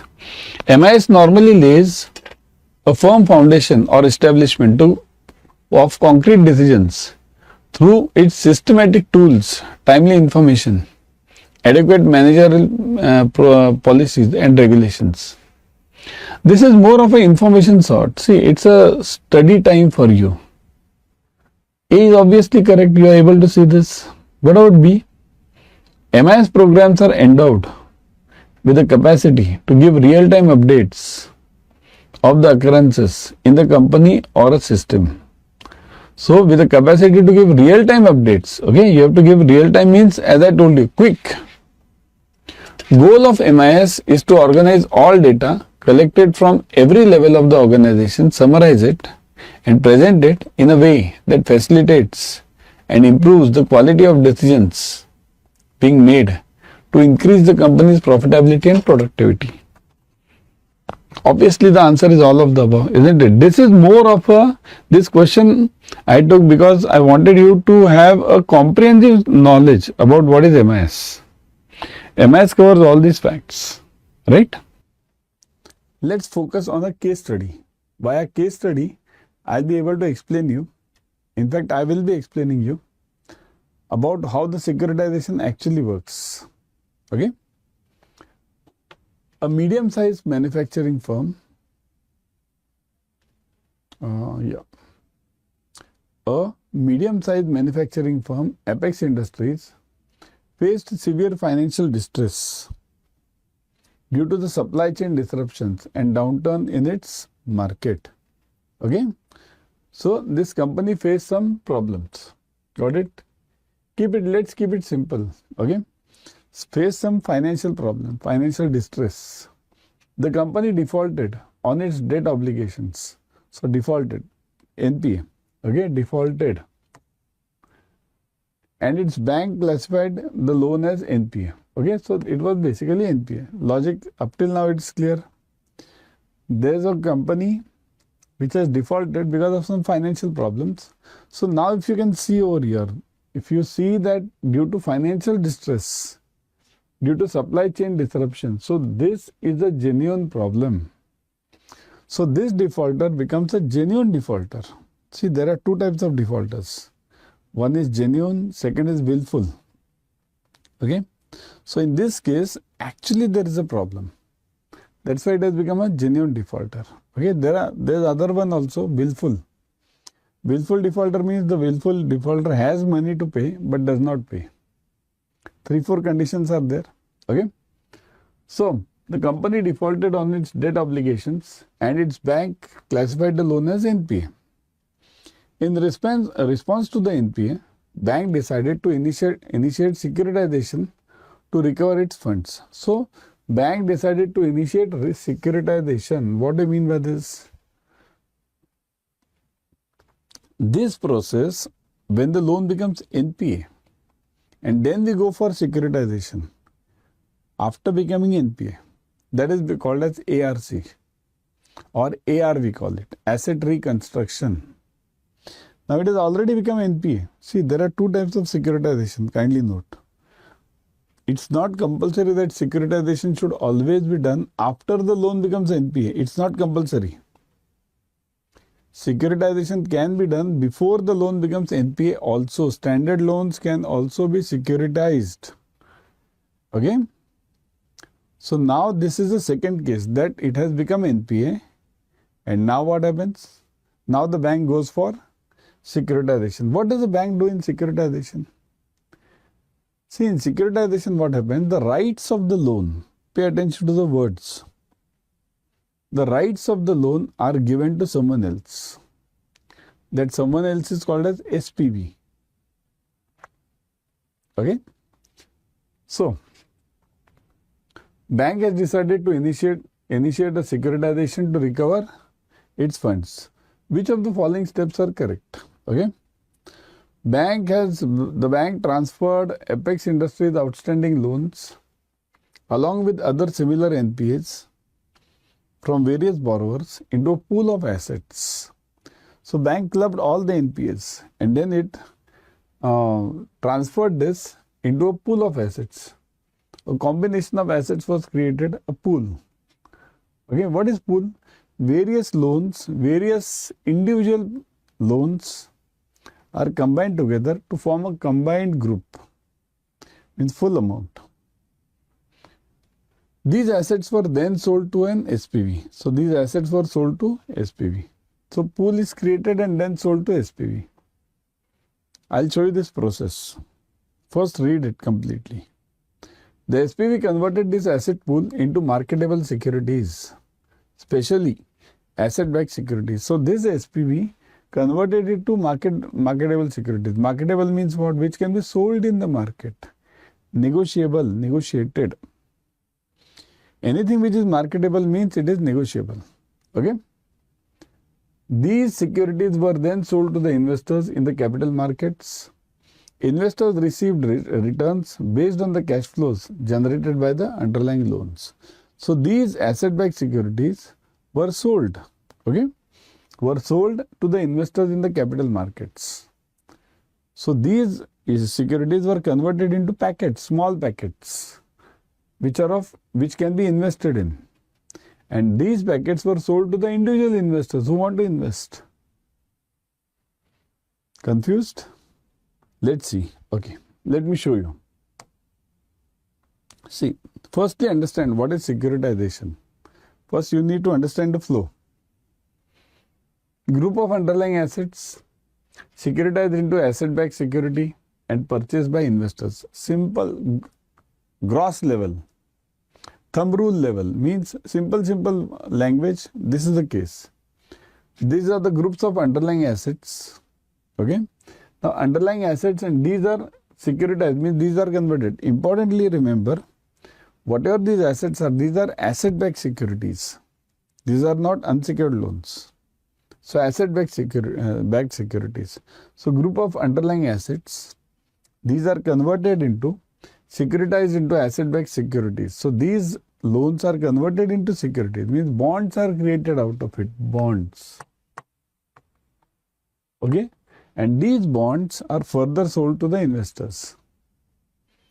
Now many of you will say, sir, you told something SPV, where is SPV over here? Yeah, there is SPV. Let me show you. Say this now. This will make the picture better, means more clear. Okay.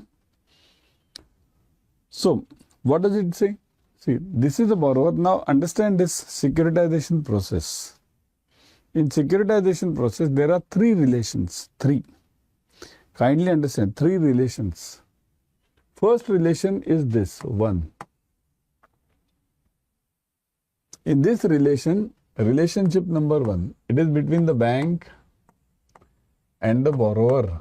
Borrower means the one who has taken the loan. Bank and the borrower. Relationship number one. So this, what happens, this bank has given a loan to the borrower, borrower is paying EMI. Okay. Now here we are considering both NPA also and regular also. Both logic remains the same. Now second relation lies between this bank and this SPV. This is second relation. Means what? This is a standard loan or NPA loan. Anything it can be. Standard or NPA. Okay. Standard is separately called as securitization. NPA is called as asset reconstruction. So now what happens? This loan, which is standard or NPA, the rights of these loans, rights means what? Receivable rights. These receivable rights are then transferred by the bank to a private company. Special purpose vehicle. What is this SPV? SPV is a private company. So now what happens? There is another relationship between the bank and the SPV. So bank and SPV. This is a second relationship. Okay. So now what happens over here? This second relationship, here what is happening? The loan is with the bank only. The loan is not getting transferred. Loan is with the bank only. But the problem is the rights of receiving under this loan. Either it can be NPA or it can be regular also.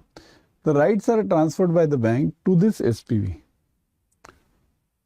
How will it transfer? See, every bank will take its own commission. That I'll explain you later. So now the rights are transferred over here. Now whatever is the receivable from this loan will be received by this SPV, not the bank. Although the loan is in the balance sheet of the bank. Now the third relationship which comes is this SPV who has got these rights to receive the EMI of this loan. This SPV will sell it further to the investors. So this is the third relationship. SPV with investor. So these are the three relationships. Now what is this SPV investor relationship? See, the rights which are received, SPV will convert this into bonds. So these rights, receivables, these are converted into bonds. Bonds, or we call it securities. Both are same words, bonds or securities.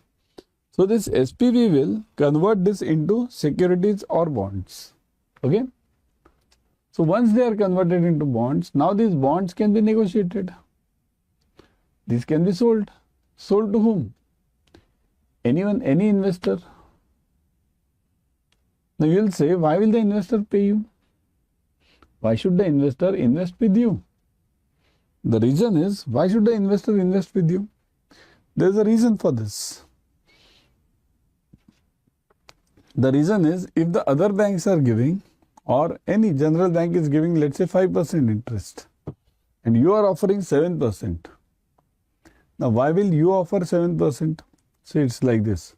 Suppose if the bank is getting 9% on this loan, interest, what will the bank do? The bank will keep 1% and transfer 8% to this SPV. So bank will give 8% to this SPV. What will SPV do? SPV will keep 1% and it will transfer 7% to this investor. So everyone is earning. So in this case what happens? This investor is earning 7%. Whereas in the other banks he is earning on FD, let's say FD. The investor is earning only 5%. Here he is earning 7%. Why will not the investor go for it? Definitely. But subject to the condition, all these chains, these are trustworthy. Okay, anyone is trustworthy, only then that other party will invest, right? Got it, everyone? So these are the three main relationships in the securitization. Now one more point, this SPV is good or bad? It can happen that this SPV under securitization is itself a fraud company. Who knows? For that we have this credit rating agencies. This CRAs will do a rating of this SPV and give the report whether it's genuine, whether it's means net worth is okay. There is also liquidity support from a sponsor. Someone is called a sponsor over here. Sponsor. So there is a sponsor for SPV, like the investor, promoter. Okay, so these two elements are very important for this SPV. So now let's look at this question again. This case again. So which are the steps then?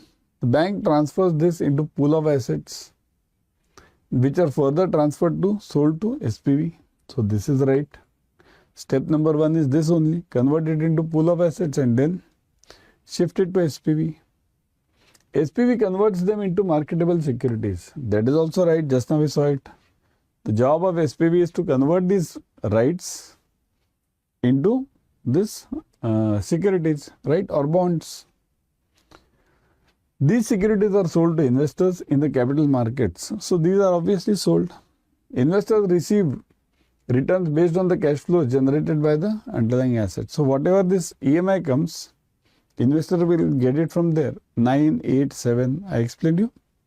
So the answer is this, all of the above. D, all of the above, right? Everyone will benefit from this. It's a good case study on securitization, very important one. Look at this. The process of issue of security receipts on strength of the loans purchased to raise the funds by securitization companies or ARCs is called, see, I gave you two examples, two names. One is for the standard loans, second is for the NPA loans. Whenever a standard loan is securitized, standard loan is securitized. So it is called as securitization. Standard loan is called as securitization. Whenever I sell the rights, whenever any NPA loan is securitized, so that is called as AR, asset reconstruction. AR, asset reconstruction. Got it, everyone? See, the difference is only whether the loan is a standard loan or NPA loan. Otherwise, process is same. Okay? So standard or NPA. AR means asset reconstruction. Got it? So what is it called as? This whole process is called as the process of to issue security receipts on the strength of the loans. Obviously, isn't it? Securitization. Remaining three are not for you. They are for CAIIB. Factoring, forfeiting, takeout financing. Okay? I have explained you over here. Factoring means what? It's as good as invoice financing. Forfeiting means what? Long-term financing means long-term factoring, a sort of factoring only for a longer period. Takeout finance is for the longer term. So that's why I said it's not for you. Loans more than 10 years, we give takeout financing. Normally, securitization company raises funds under securitization from dash by selling security receipts. So now this should be easy for you. Banks, financial institutions, qualified institutional buyers and mutual funds. So any securitization company will collect the money from whom? What did we see just now? We saw the name as investor. So where is the investor over here? There is no word of investor over here. So now banks, FIs, qualified institutional buyers and mutual funds. So the answer is obviously qualified institutional buyer means what? That person is actually investor only. Right? Got it?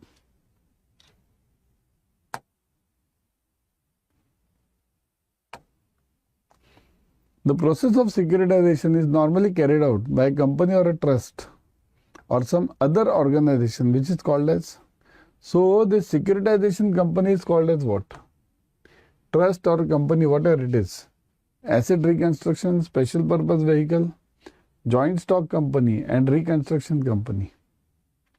So what is it called as? Many of you I am seeing are answering this ARC. Think over it, whether it's ARC or some other. You have to think now, whether it's ARC or something else. ARC, see, I give you the classification. ARC is for what? ARC is for NPAs. Are we talking of NPAs over here?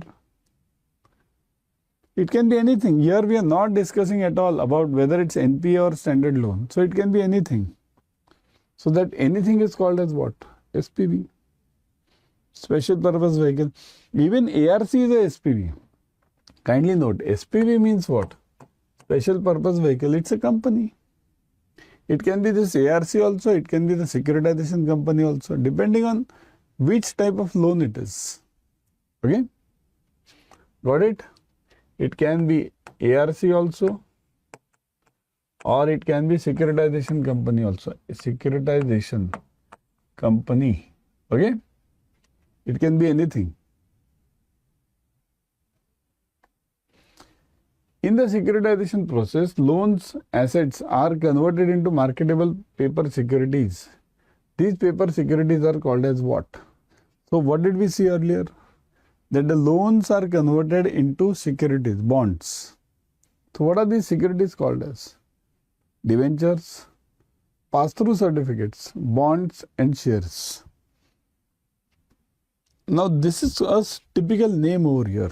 Although the answer is bonds, debentures, right? Actually the answer over here should be any of the above. Any of the above. So it can be any of the above, depending on what the contract between the SPV and the investor is. Okay? But if this any of the above is not given, then what is the answer? In that case, the answer will be passed through. If any of the above is not given, then it can be passed through. What is passed through? Passed through certificate means what? In passed through, what happens?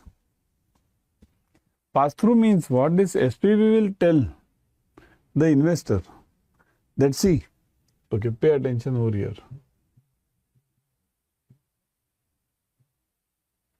This SPV will tell this investor that I will give you 7% interest subject to I get the interest from the bank. If I get the interest from the bank, then only I will be giving you. Otherwise, I will not give you. That is called as pass through. Okay? Got it? Pass through. Clear? Got it? It is pass through certificate. Everyone clear with this? Okay? So now, in process of securitization, which of the following statement regarding recovery of securitized loans is not correct? Pay attention, not correct. The recovery of securitized loans is received by the original lender normally. The original lender receiving the recovery passes it on to the SPV. The SPV vehicle or SPV passes on the recovery to the investor, and none of the above. So what is the answer? Which of them is not correct? Think. Recovery is received by the original lender. Obviously, recovery will be received by whom? By the bank only. Okay? Original lender will pass it on to the SPV. SPV will further pass it on to the investor. So the answer is none of the above. All are correct. What do you want? You want not correct. So here all are correct. Okay? Clear everyone? Got the point clear?